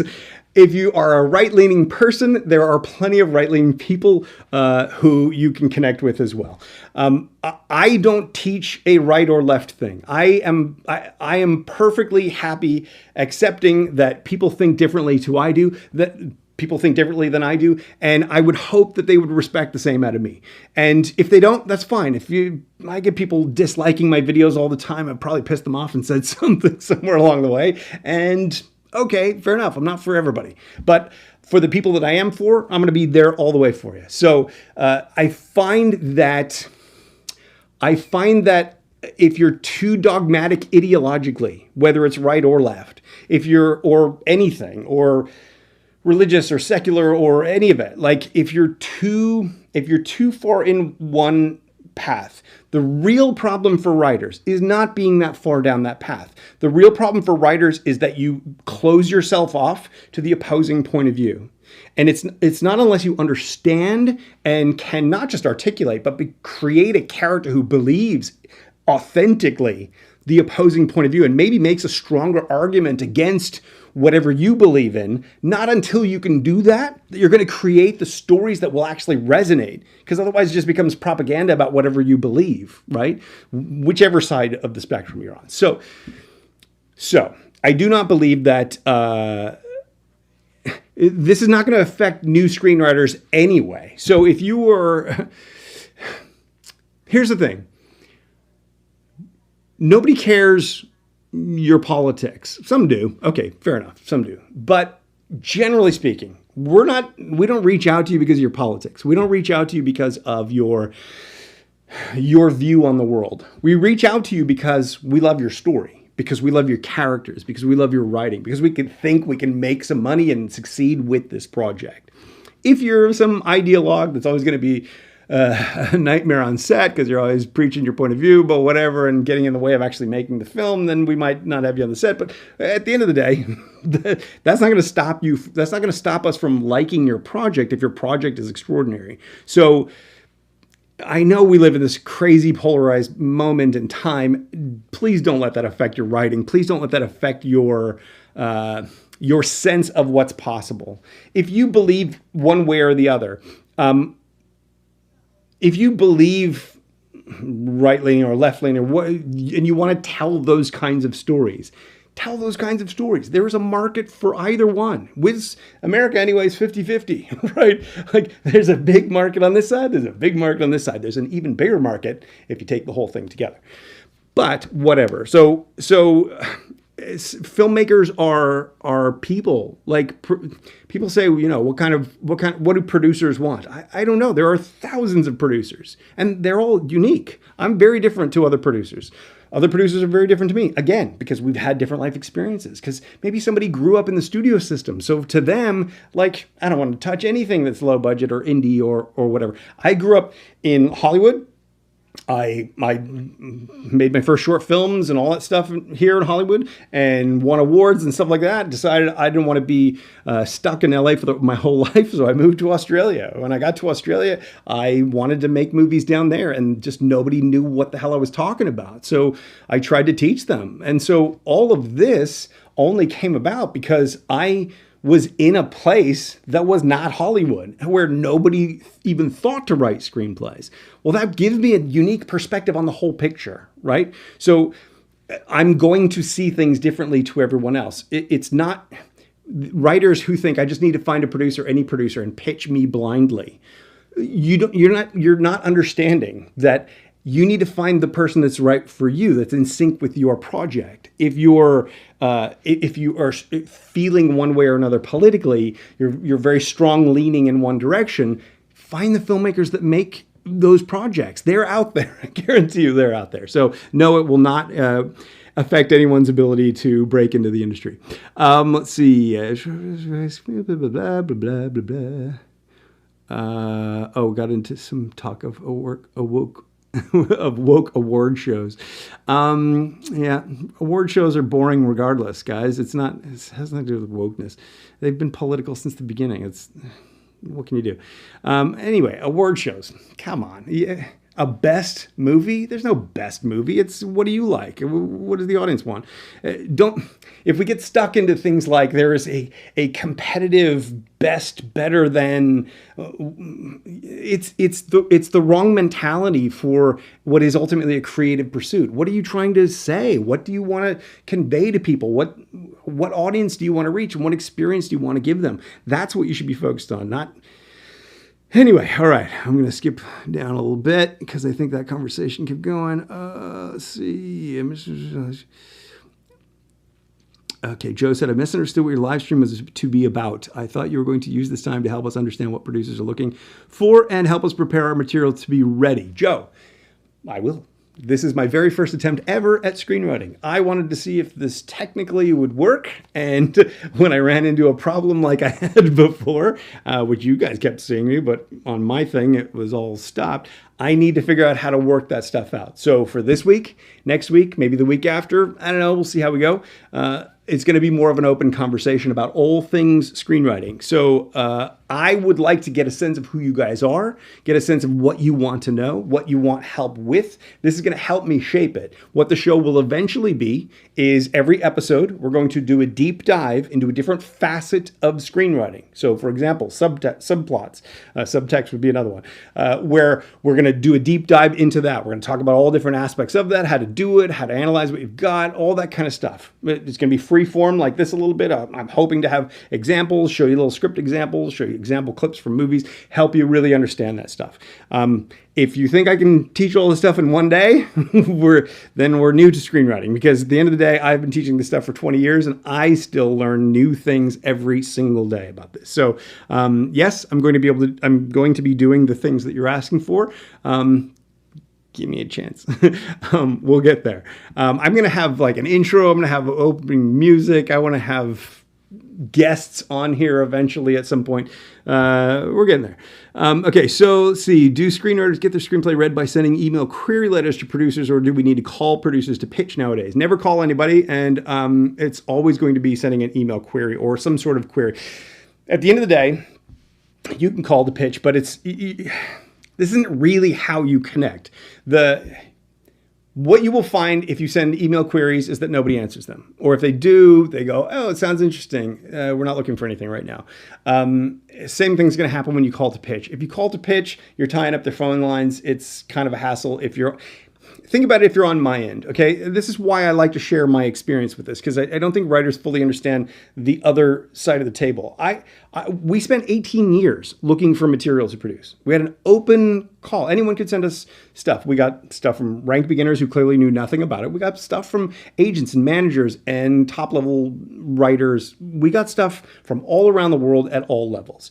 We got about 30,000 project submissions in. The vast majority of those were completely unusable to us. From all levels, by the way, not just the beginners. Sometimes the beginners had some pretty good ideas, but they just didn't do it. Sometimes the advanced writers were like, that's really good, but we can't really. So the challenge that we have is, in order to process all that stuff that came in, just in order to review it and look at it and think about it, takes time, if nothing else. Eventually, if you get enough in, it takes money because you have to hire readers. You have to hire people to look over the stuff that's coming in. And when 99+% of it is not usable, that is just money going out the door. And so the bigger producers and production companies might be able to handle that, but particularly the lower budget indie stuff, the level that I was trying to build from, we didn't have the resources to pay for all that. So we would review stuff as it came in, and then next thing you know, it's 6 months later when you're reviewing something, you go, oh my God, this looks great. Reach out to the writer. It's 6 months later. It's a great project. Great projects are hard to find. They got options somewhere else before we found them. So what do you do? After 18 years, we were like, this is silly. We're throwing money away reviewing stuff coming in when the likelihood of finding something is virtually nil. So for that reason, we just tune out generally, right? So if you try to pitch something or submit something,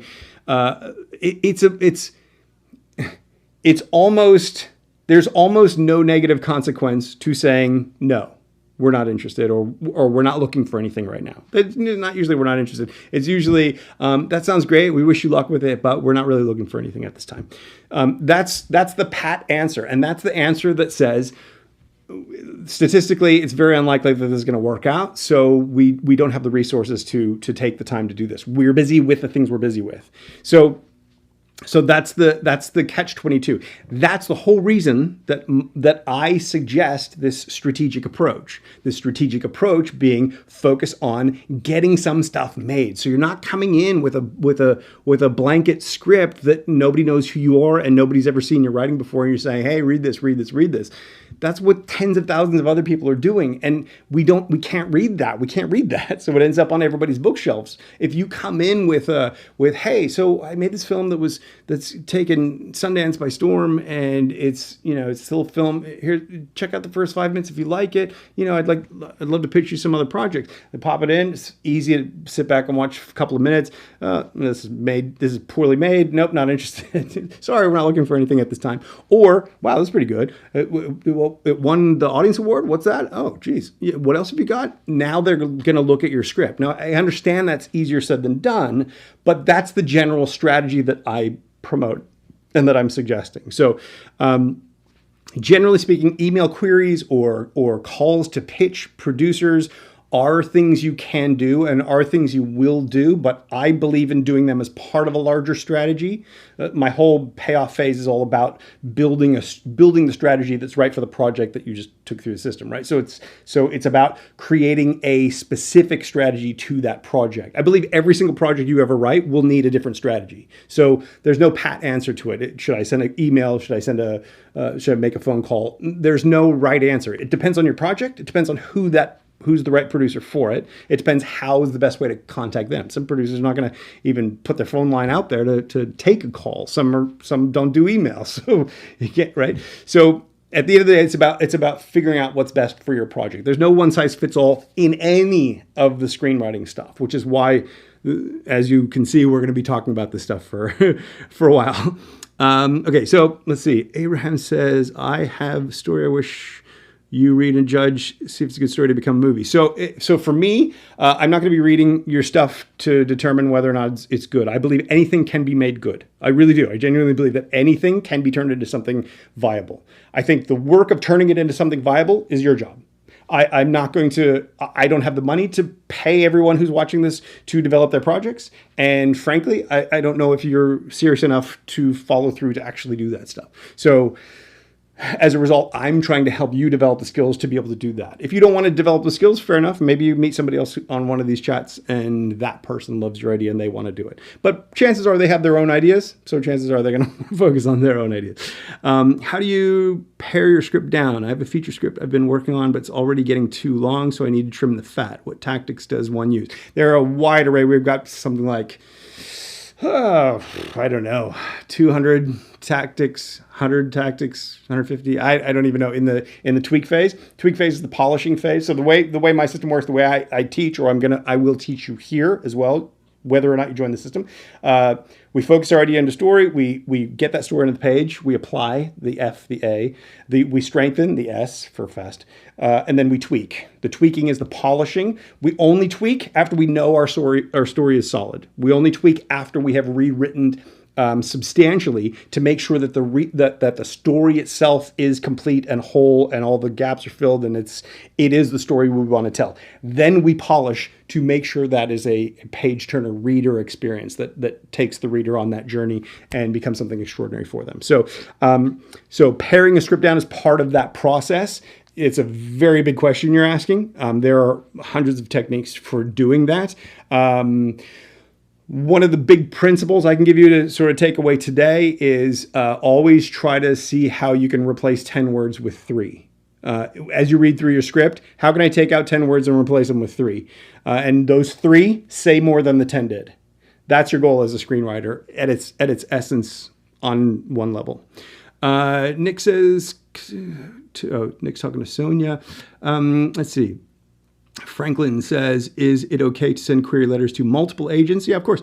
If I send to 5 agents, will they be offended if they find out I'm playing the field? You probably hear from none of them is the problem. So always remember that agents are there to represent writers. So an agent, writers often have this misconception that you want an agent so that they will go out and sell your script. But an agent is really more about they want to build a long-term career with you. If they make a deal for one project of yours, and if it's your first project, they're probably not going to get a lot of money for that project. And it's a lot of work and using up a lot of their hard-won relationships and resources to make not a lot of money. They need to know that you are in it for the long term, that you have the ability and the skill to go in and pitch and to go out and generate new projects or to write on assignment or to in some other way generate sufficient revenue. And so it's not just about that one project or what. So if you're sending queries to multiple agents, there's nothing fundamentally wrong with that. But I think unless you're coming to them with a some sort of buzz of, for some reason, you won an award, or this is where competitions do come in handy, possibly, as I just won the Nickel Fellowship, so I'm looking for representation, whatever. Would you like to read the first 10 pages of my script, or something like that, right? So, but again, that's a couple steps down the road. Writers have this idea that I have a great idea for a movie. I need to get an agent, and then they'll pitch it around, and I'll make $1 million. And it just doesn't work like that. So, and agents are not shy. If you send it to 5 different agencies and someone goes, "Hey, I'm really interested," and you go, "Sorry, I already signed with somebody else," well, too bad. They'll be fine. It's not necessarily going to be a problem. Is it acceptable for unestablished writers to tackle biopics or wider licensed material, even if merely as a spec? So, Mark. So you can just keep in mind that stuff has to be licensed. Like you have to get permissions to do biopics. You have to get the estate's permission if it's a deceased person, or if it's a living person, you need to get their permission. And that can cost a lot of money or be a really big stumbling block to where your project may never get made if you can't get that. Same thing with licensed material. I don't know your financial situation. I don't know your skill level, so it's impossible to give you a blanket answer to this. But generally speaking, particularly for, I'm assuming a new writer, generally speaking, I'm just generally a fan of steering you away from biopics and licensed material, especially if you're new to it. Because if you're new to it, we want to develop skills first, so that when you go to try to get the permission to do a biopic on somebody, you can show them an example of another script, and they're in tears by the end of the time they read it. Yes, I want you to write my, you know what I mean? Like you want to go in with that sort of, you want to get that sort of a response, and that's how you're more likely to get those kinds of permissions or those kinds of licenses. So it's if you're passionate about it, always follow your passion. So if you're passionate about something and you would be happy to write it, even if it never got made, or even if, you know what, I wrote this person's life story and I'll never get it made because they already licensed their life story to somebody else, and now it's come out and now I can never sell my project. But yet you're passionate about it, you're still probably going to develop better screenwriting skills by following your passion. So go for it. So, I'm just a big believer that you should follow your gut almost always. Just understand that sometimes your gut's going to take you in a place that's not necessarily the most business savvy direction. So hopefully that makes sense. Abraham says, I wish you make different steps to me because I write from 7 years and now I'm 40. Your opinion, it's important to me. Well, okay. Here's the problem, Abraham. If I read everybody's script, I used to do this, right? I used to do deep dive assessments. I would spend about 24 to 36 hours doing a single assessment for a writer. It ended up being about 20 pages long, where I would just do deep dives into the whole thing. It's such a time suck for me that it makes it impossible for me to do anything else. Now, right here, I'm devoting 3 hours to 2.5, 3 hours to helping as many people as I can, answering initial questions, setting us up for a series ongoing. We will help you as time goes on. If I were to spend my time outside of this, reading everyone's work and assessing work and all that kind of stuff, I'm not able to build what I'm trying to build. To be clear, I want to build an independent film studio that produces eventually dozens, maybe even hundreds of films every single year with production teams all around the world to get new writers material, to get new writers to have their first films made. It is my contention that until you've written something that gets turned into a movie and you see the difference between all that work and struggle of getting it to the page and then the reality of turning it from the page into an actual movie, until you can see that difference, you're not really going to have all the tools you need to write this thing, right? So my deep-seated belief and passion is that the more writers I can get to production, the more writers we will actually develop. Now, that first project, I have high standards, so I want those projects to be extraordinary. But they're probably going to start out low budget. We're going to build budgets over time as those ones make money and bring more money back in so we can build bigger projects and the whole thing. But to get you to that point at first is something that we need you to have a certain skill level. We need you to be at a certain place in order to even get to do that part. So that's partly what this show is about. That's certainly what all the things that I built for screenwriters is all about. Whether you join me in that or you just watch this free stuff for the next couple of years or however long we can do this, depending on interest levels, however we get there, we get there. But that is my belief. And so I need to focus all my time on building that. That's a huge thing. The longer I'm at this, the more I realize just how stupidly ambitious it was for me to have this goal. Like I just should have started smaller but I wanted to build the whole thing so we came out of the box running, and as a result I sunk 20 years into trying to do all this. So anyway, so I appreciate that my opinion is important, and I would argue that I probably have a unique opinion that could probably help most people watching this right now, which is why what I'm probably going to want to do is have you send in script pages or a synopsis or something. Don't send anything yet. Let me figure it out first, and I'll let you know as this show unfolds. But then we'll send stuff in, and maybe we'll devote part of each episode to going over a different writer's work. There's a series on this channel that I tried doing, I can't remember how many years ago now, but it's called The Feedback Loop. If you scroll through and you find the playlist on this channel, you can see me do that. We did 12 episodes of it. Each episode is a different writer. The first 3 pages of the script, we did a deep dive. I talked to them for an hour on those first 3 pages. And you can really start to see what a producer's thinking when they read your script, or at least what I'm thinking as I'm reading your script, and suggestions that I have and all that kind of stuff. I'd like to do more of that kind of thing. It's all the time. The more I devote to that stuff, the more time I devote to teaching screenwriting, the less time I can devote to building the film studio, which I would argue is the more important thing for screenwriters even. So that's why I'm excited about doing this live stream show, so that I can give you as much as I can possibly give you in 2 to 3 hours each week. And then the rest of the time I can focus on building the other stuff. Hopefully we have enough people signing up for Weekend Screenwriting Workshop or the Fast Screenplay that resources come in that I can build a team, we can expand it and grow it further. But I want to pressure no one to do anything. So I'm here for you, whether you join or whether you, anyway, stick with me. We'll address some of your stuff and we'll get you where you need to go. It's not going to happen overnight though. Everyone needs to understand this is a massive, and I would argue that screenwriting is the most complex and challenging craft there is. Writing.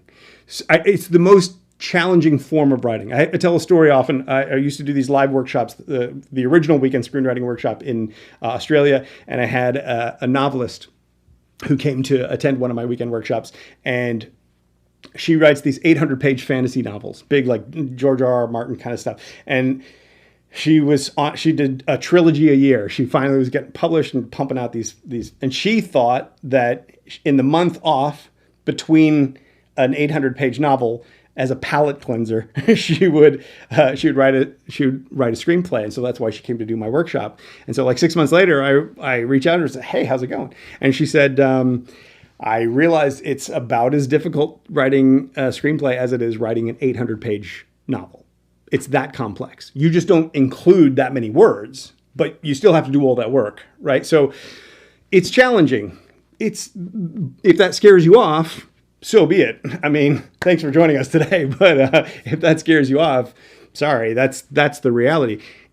If you persist, this is eminently doable. I'm going to show you that over the weeks and months and maybe years to come. If you persist and you follow through, you will be one of a small fraction of people who do. All the people who join us today, looks like there's about 36 people on here at the moment. I'm hoping every single one of you is that exception, but statistically, there's probably only going to be about one or two of you that actually go all the way. That's statistically. Now, this is an unusual case because you guys are here and you guys are following through on this where most wouldn't. So it's probably a larger percentage here. But that's my history, is statistically very few follow through with it. If you do, the world is your oyster. There is so much opportunity, which we'll talk more about as we go along too. So, okay, so let's see. Let's see. Oh, I just got to the part where I thought it was all off. What is more important, theme or story? Asks Tobias.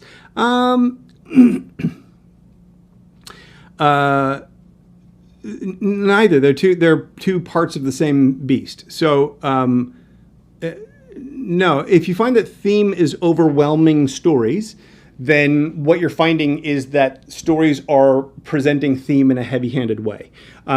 With all of screenwriting, subtlety is the key.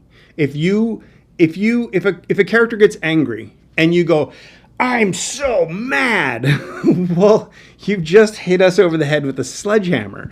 If instead the character just like yells and throws something against the wall, you've still kind of hit us over the head with the sledgehammer. Like if what they do or say is cutting and biting and evokes a rage at the person they were talking to, well, that's much more subtle. Now, it's not going to work in every story, and of course it all depends on context. But that's what we're talking about here. Like the subtlety difference is going to be the make it or break it difference between whether your work gets sold and gets acclaim and all that stuff or not. So theme and story are part of the ball of yarn, since that was where I every story has a theme, whether you know it or not, whether it's explicit or not. Like every story is saying something just by nature of the events that unfold. Like there is a takeaway from every story, even if the writer didn't mean it. So it helps if you know it, and so that way you can nudge it or pull back on it or be more subtle or be more effective. Hopefully that makes sense. Too many questions available for time. This is the only real G-Man. Yes, I agree. We need to realize filmmaking isn't just Hollywood. It's global now. Yes, indeed. Okay, then I spent a lot of time trying to figure out... okay. Apparently, if you use profanity, it holds your comment. So I'm not going to bother showing it, but just for the record, I do see the one that has profanity, even though it didn't show up in the chat. See, by the way, in case you're just joining us, I am learning how to live stream. This is my first ever live stream. Hopefully it will go. Top 5 favorite movies. I'm not answering that question because I don't believe I have top 5. I probably have about top 300 to 400. So it's like Academy Awards. Like it's not. What kind of movies do I like? I like movies that engage us intellectually, that take me on an emotional journey, that are that help me see the world in some way that I hadn't maybe considered before. I'm a big fan of all sorts of different kinds of movies. I like the sci-fi genre. That's probably the kind of stuff that I'll make initially, simply because first of all, I like it, but secondly, because there's generally an inbuilt market for it. I don't think there's enough what I call heady sci-fi or brainy sci-fi, things that are about ideas and concepts rather than aliens and shoot 'em up and stuff like that. That's the kind of stuff that I would probably make initially, but don't write stuff because you think I want it, or if you're asking me my top 5 favorite movies because you want to know my sensibility about movies, I can watch anything. I can watch, I don't mind the schlock stuff that we made at Roger Corman's. Some of it's fun escapism, popcorn movie, silly stuff that's totally implausible. There's a reason that stuff resonates with a certain segment of the audience, because it's escapism, and not all storytelling has to be this erudite, sort of intellectual, heady, let's change the world and kumbaya stuff. It can be, you can make stuff for the popcorn masses and have a great time doing it. Some of the best stuff that I was involved in making was kind of mindless action stuff, because there's nothing better than chasing cars around and crashing into each other and okay, but there's different reasons we make movies, and there's different audiences for different stuff. And, just as every producer is different, every writer, all of you guys, every writer is unique. You have different sensibilities of the world. So every producer does. Every audience member does too. And so just because you didn't like a movie doesn't mean it. Look on IMDb.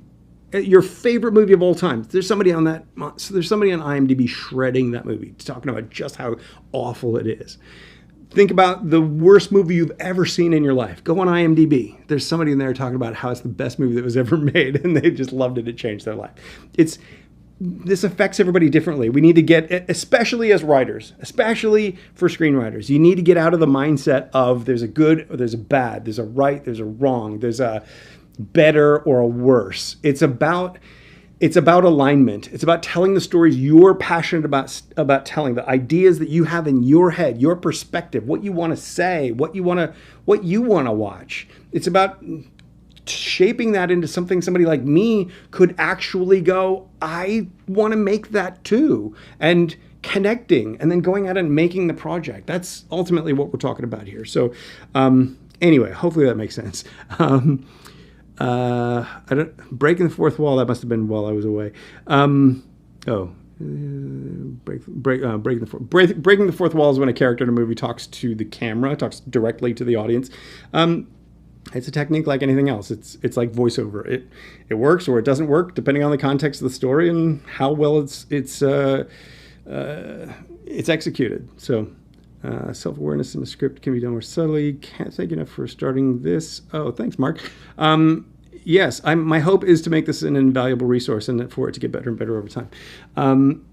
Let's see. How does a writer know when they are good enough to use this writing device? Oh, the fourth wall.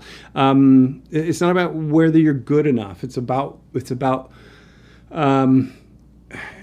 with any writing technique, it's about what's best for the story. What is the story trying to achieve? What's the best way to achieve that?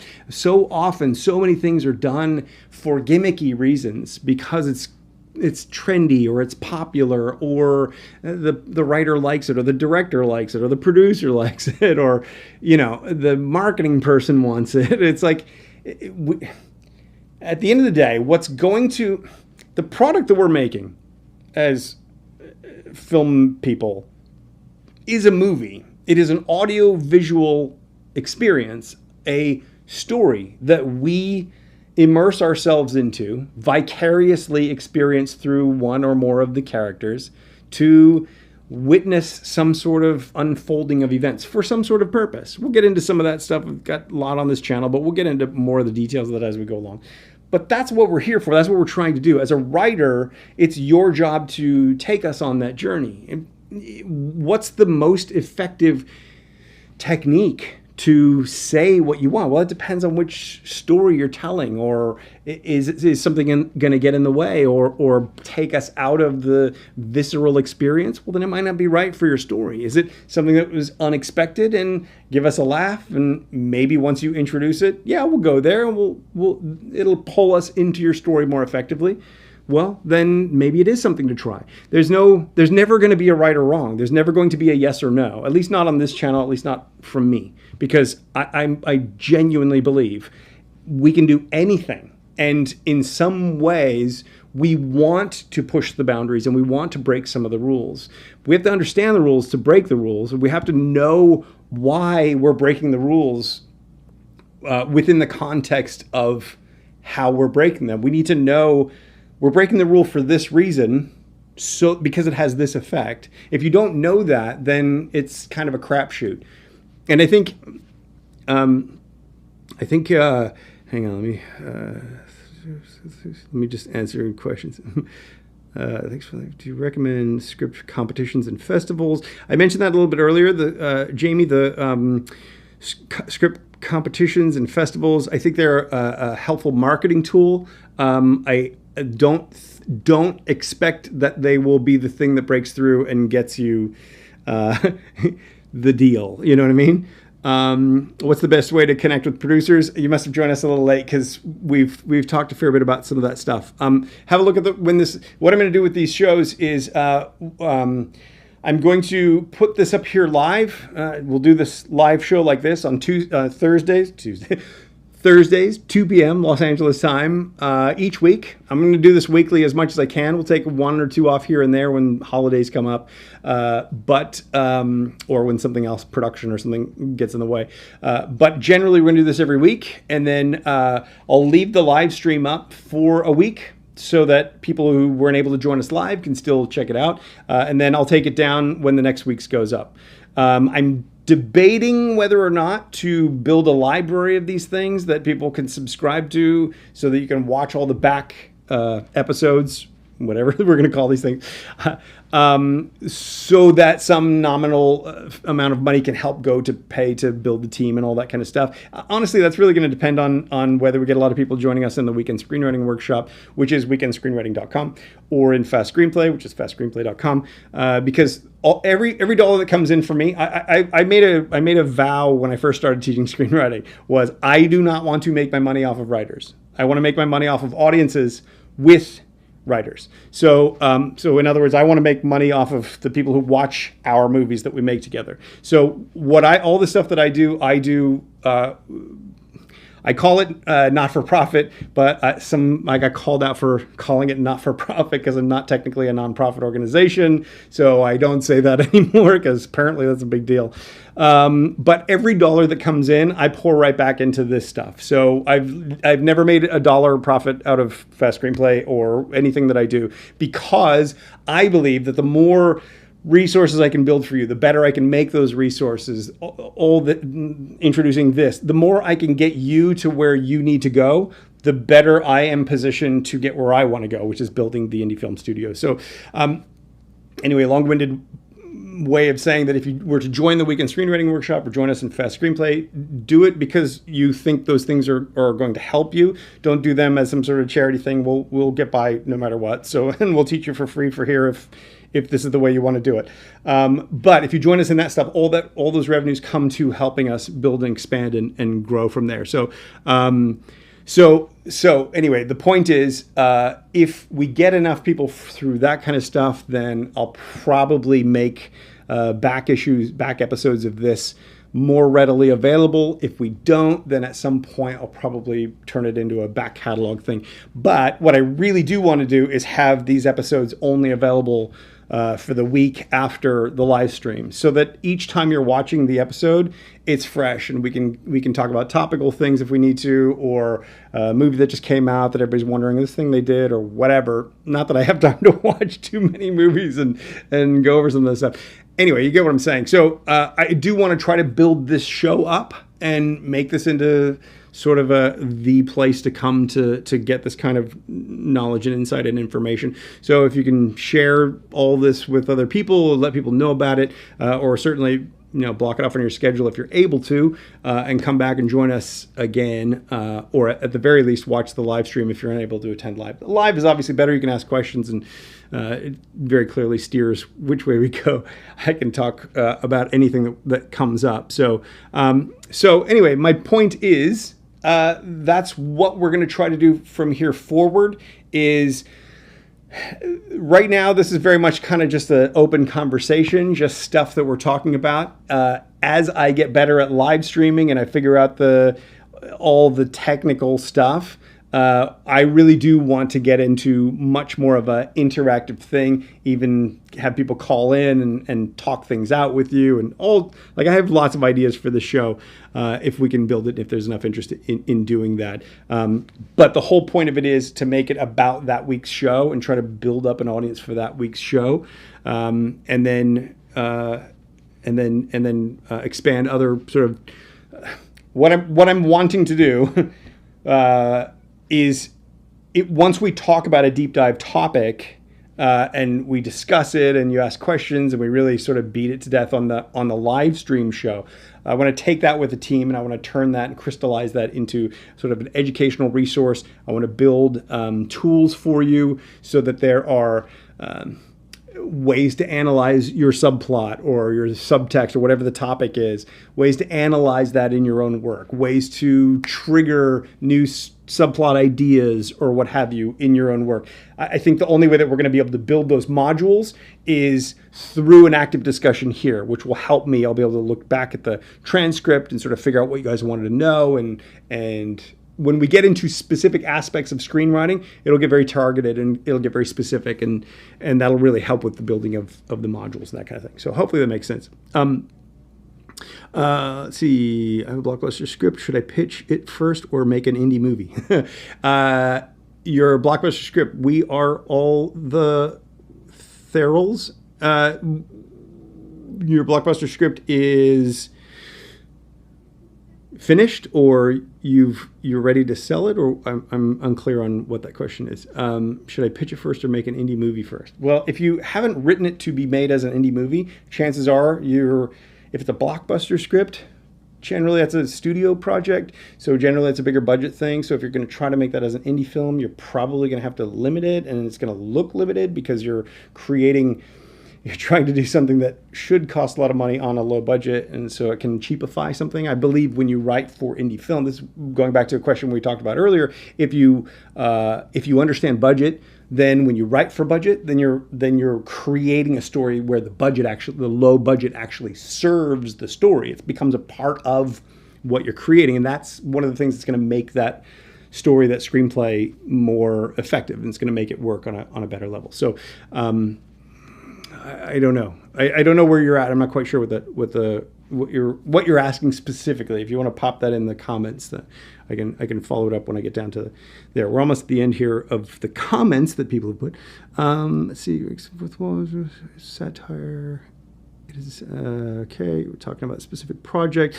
Coverfly. May I ask, what are your thoughts, Jeff? Look, I don't know. I don't want to talk negatively about any of these resources.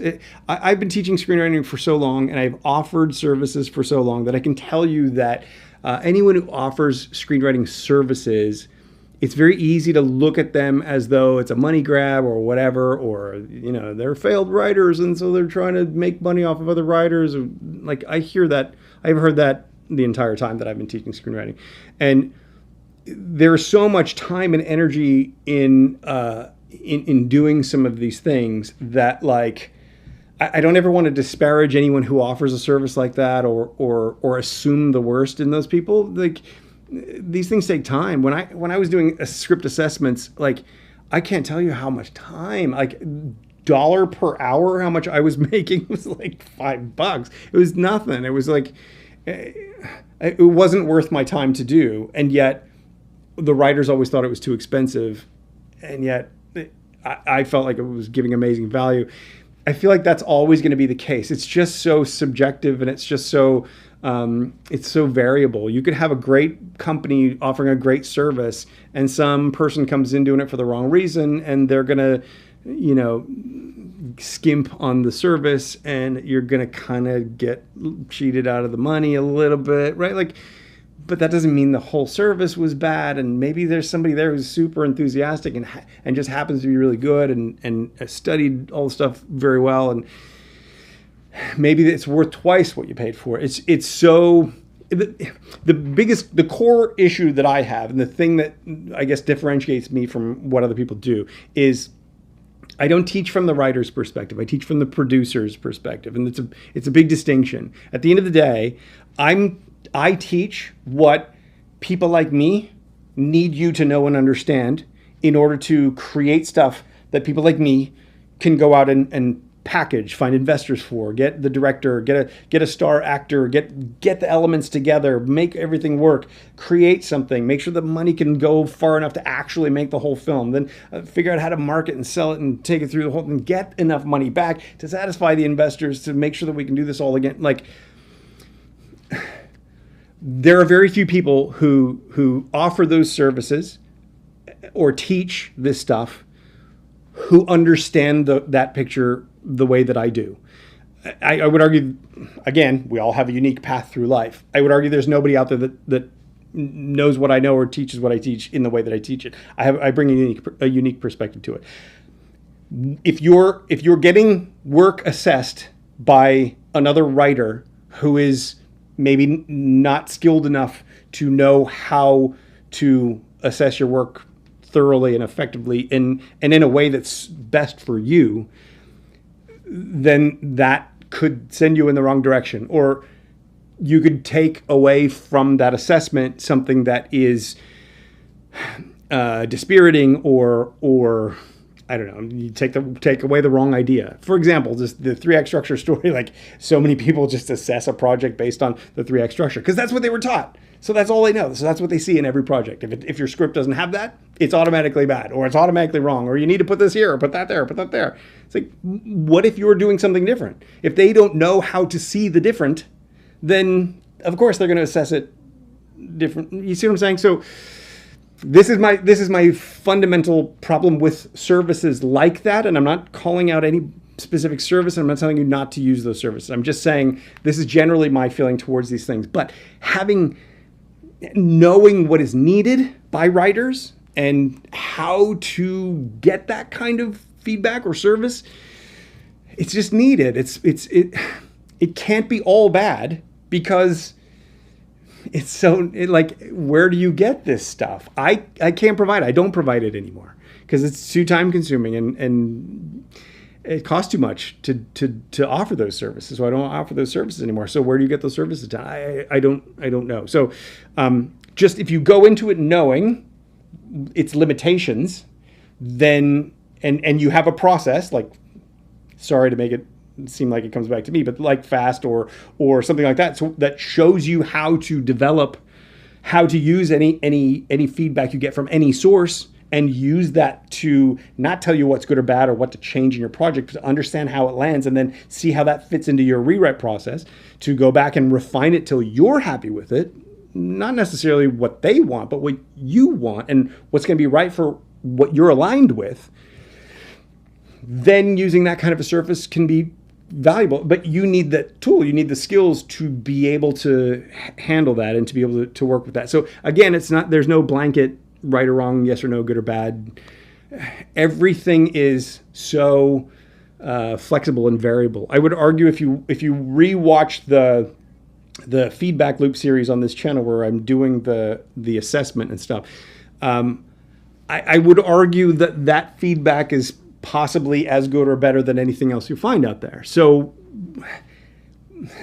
can you compare it to what you have found or seen or a service that you paid for or something like that? It's subjective. It's up to you. For me, it's all about understanding how it fits into the whole process, how it fits into your ability to get from point A to point B. And if you don't know, then it's all a crapshoot, right? So anyway, that's kind of what that's kind of my thoughts on that. Okay, why are screenplays written like that? That's why I can't write my screenplay. Why not write it like a book? Well, Nicholas, it's because There are many reasons why scripts are formatted the way they are. One of the primary reasons, I'll go into this in a future episode. We're going to talk, we'll do a deep dive into script formatting and how and why and all that stuff.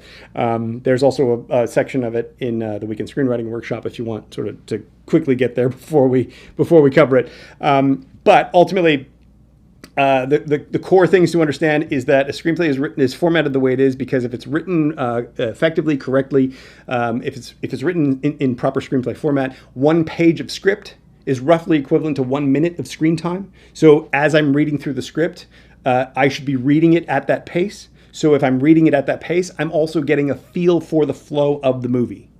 So also the conventions of it are the dialogue is narrowed down the middle. The action blocks go across, but they're usually short and truncated. So they're designed to put pictures in our head, kind of like imagine a cinema picture coming over your head as you're watching the screen. Like the action descriptions, putting those pictures in your head, the dialogue, by the way the dialogue is written out, you will in your mind's eye, if you're seeing the picture, you will see actors saying those words in your own imagination. In that way, we're giving you a movie experience on the page. I call it cinema on the page. So that's sort of the core reason why it's formatted the way it is. They're old conventions. It's also how we break down a shoot. Keep in mind, screenplays are not an end user reader experience. The screenplays are designed to be turned into a movie. We don't write screenplays to sell to audiences. We write screenplays so that people who make movies can go take that screenplay and make it into a movie. And one of the things we do is we go from slug line to slug line. The scene itself, we take that scene and we break it down into a strip. It's a little bit different today, but the way we did it when I was doing it was you take it into strips. So all the shoots, all the scenes that are set at Bob's house, for example, they all get put together on this board, on the production board. So we shoot all the scenes from Bob's house together at the same time. If it was written as a book, it would be hard to pluck those things out. So because it would be about the narrative prose experience, and screenplays are about the blueprint for the production process. So anyway, we'll go into a lot more about all that stuff as we go. We're coming up on I was going to make this a 2-hour thing. We're coming up on the 3rd hour, and I feel like we could push further, but I have a little toddler coming home soon, so I have to be ready for him. So let me see if there's any last things. I'm mainly talking placements through competitions like Screencraft and I hate the competition. So anyway, we can talk more about script competitions and stuff like that. We can do deep dive on that in one of the episodes in a future session. Hopefully you guys like this. Hopefully you guys like this idea. I'm not going to be able to teach you everything you need to know on this show. At the end of the day, this show is about information. The show is about answering your questions. The show is about giving you a better picture of what's involved, and whatever you're struggling with, I want you to tell me. Whatever challenges you're having, let's get specific. Let's do deep dive. Let's go all the way into it as this show unfolds. The further we can get you down this road, the better your writing's going to be, the more likely we are to get you all the way from unproduced writer to produced writer. So that is my objective with the series. I'm hoping that you like this, and I'm hoping that this initial episode is not you don't want me to stick to just this format, because I do have ideas for bigger stuff.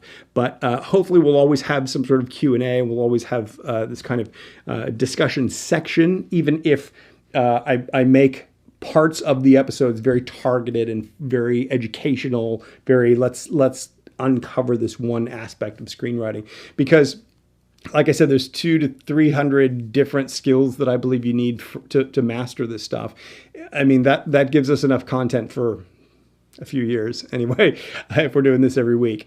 Again, if you want to support me, you want to get sort of up to speed so that the level of questions that we ask are beyond beginner, we can go deeper dive. Weekendscreenwriting.com is where we have the Weekend Screenwriting Workshop. We had session number 1 that we did in January. I'm going to be doing more live sessions throughout the year to refine this workshop.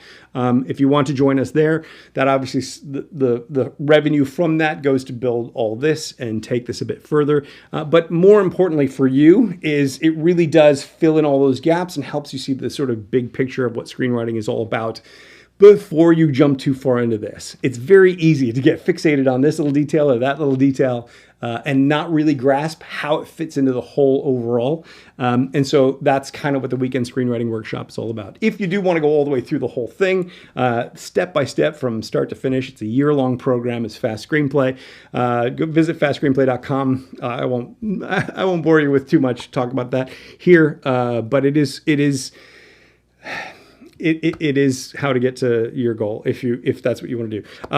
And what we're going to do at the end of Fast Screenplay is we're building a writer's room where people who complete the system as instructed, develop the skills, will go into a writer's room where we'll all write a project.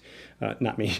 All the writers will write a project, and we'll then physically go out and choose one of them and go out and produce that project. And the writers in that group will get a percentage of the film, and we'll get credit on that film. So the whole idea is to help you see the difference between writing a screenplay and then making a film out of that, and to give you that sort of showpiece to keep going. It's not we're still building that. So anyway, go look on the website if you're interested in that kind of thing. But other than that,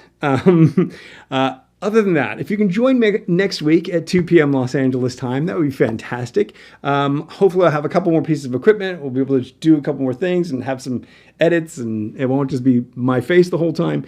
But we'll see how we go, because maybe I won't be able to get on top of all that stuff, and maybe it will still just be this.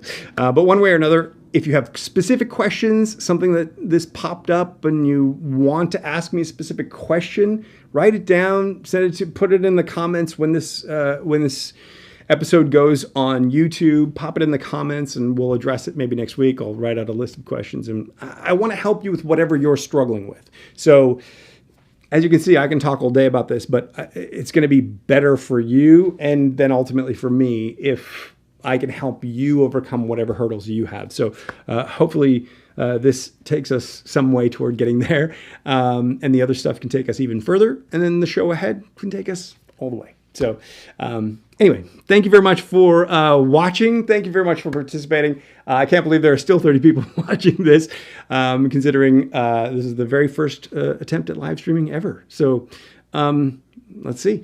So thank you so much for watching, and we'll see you next time.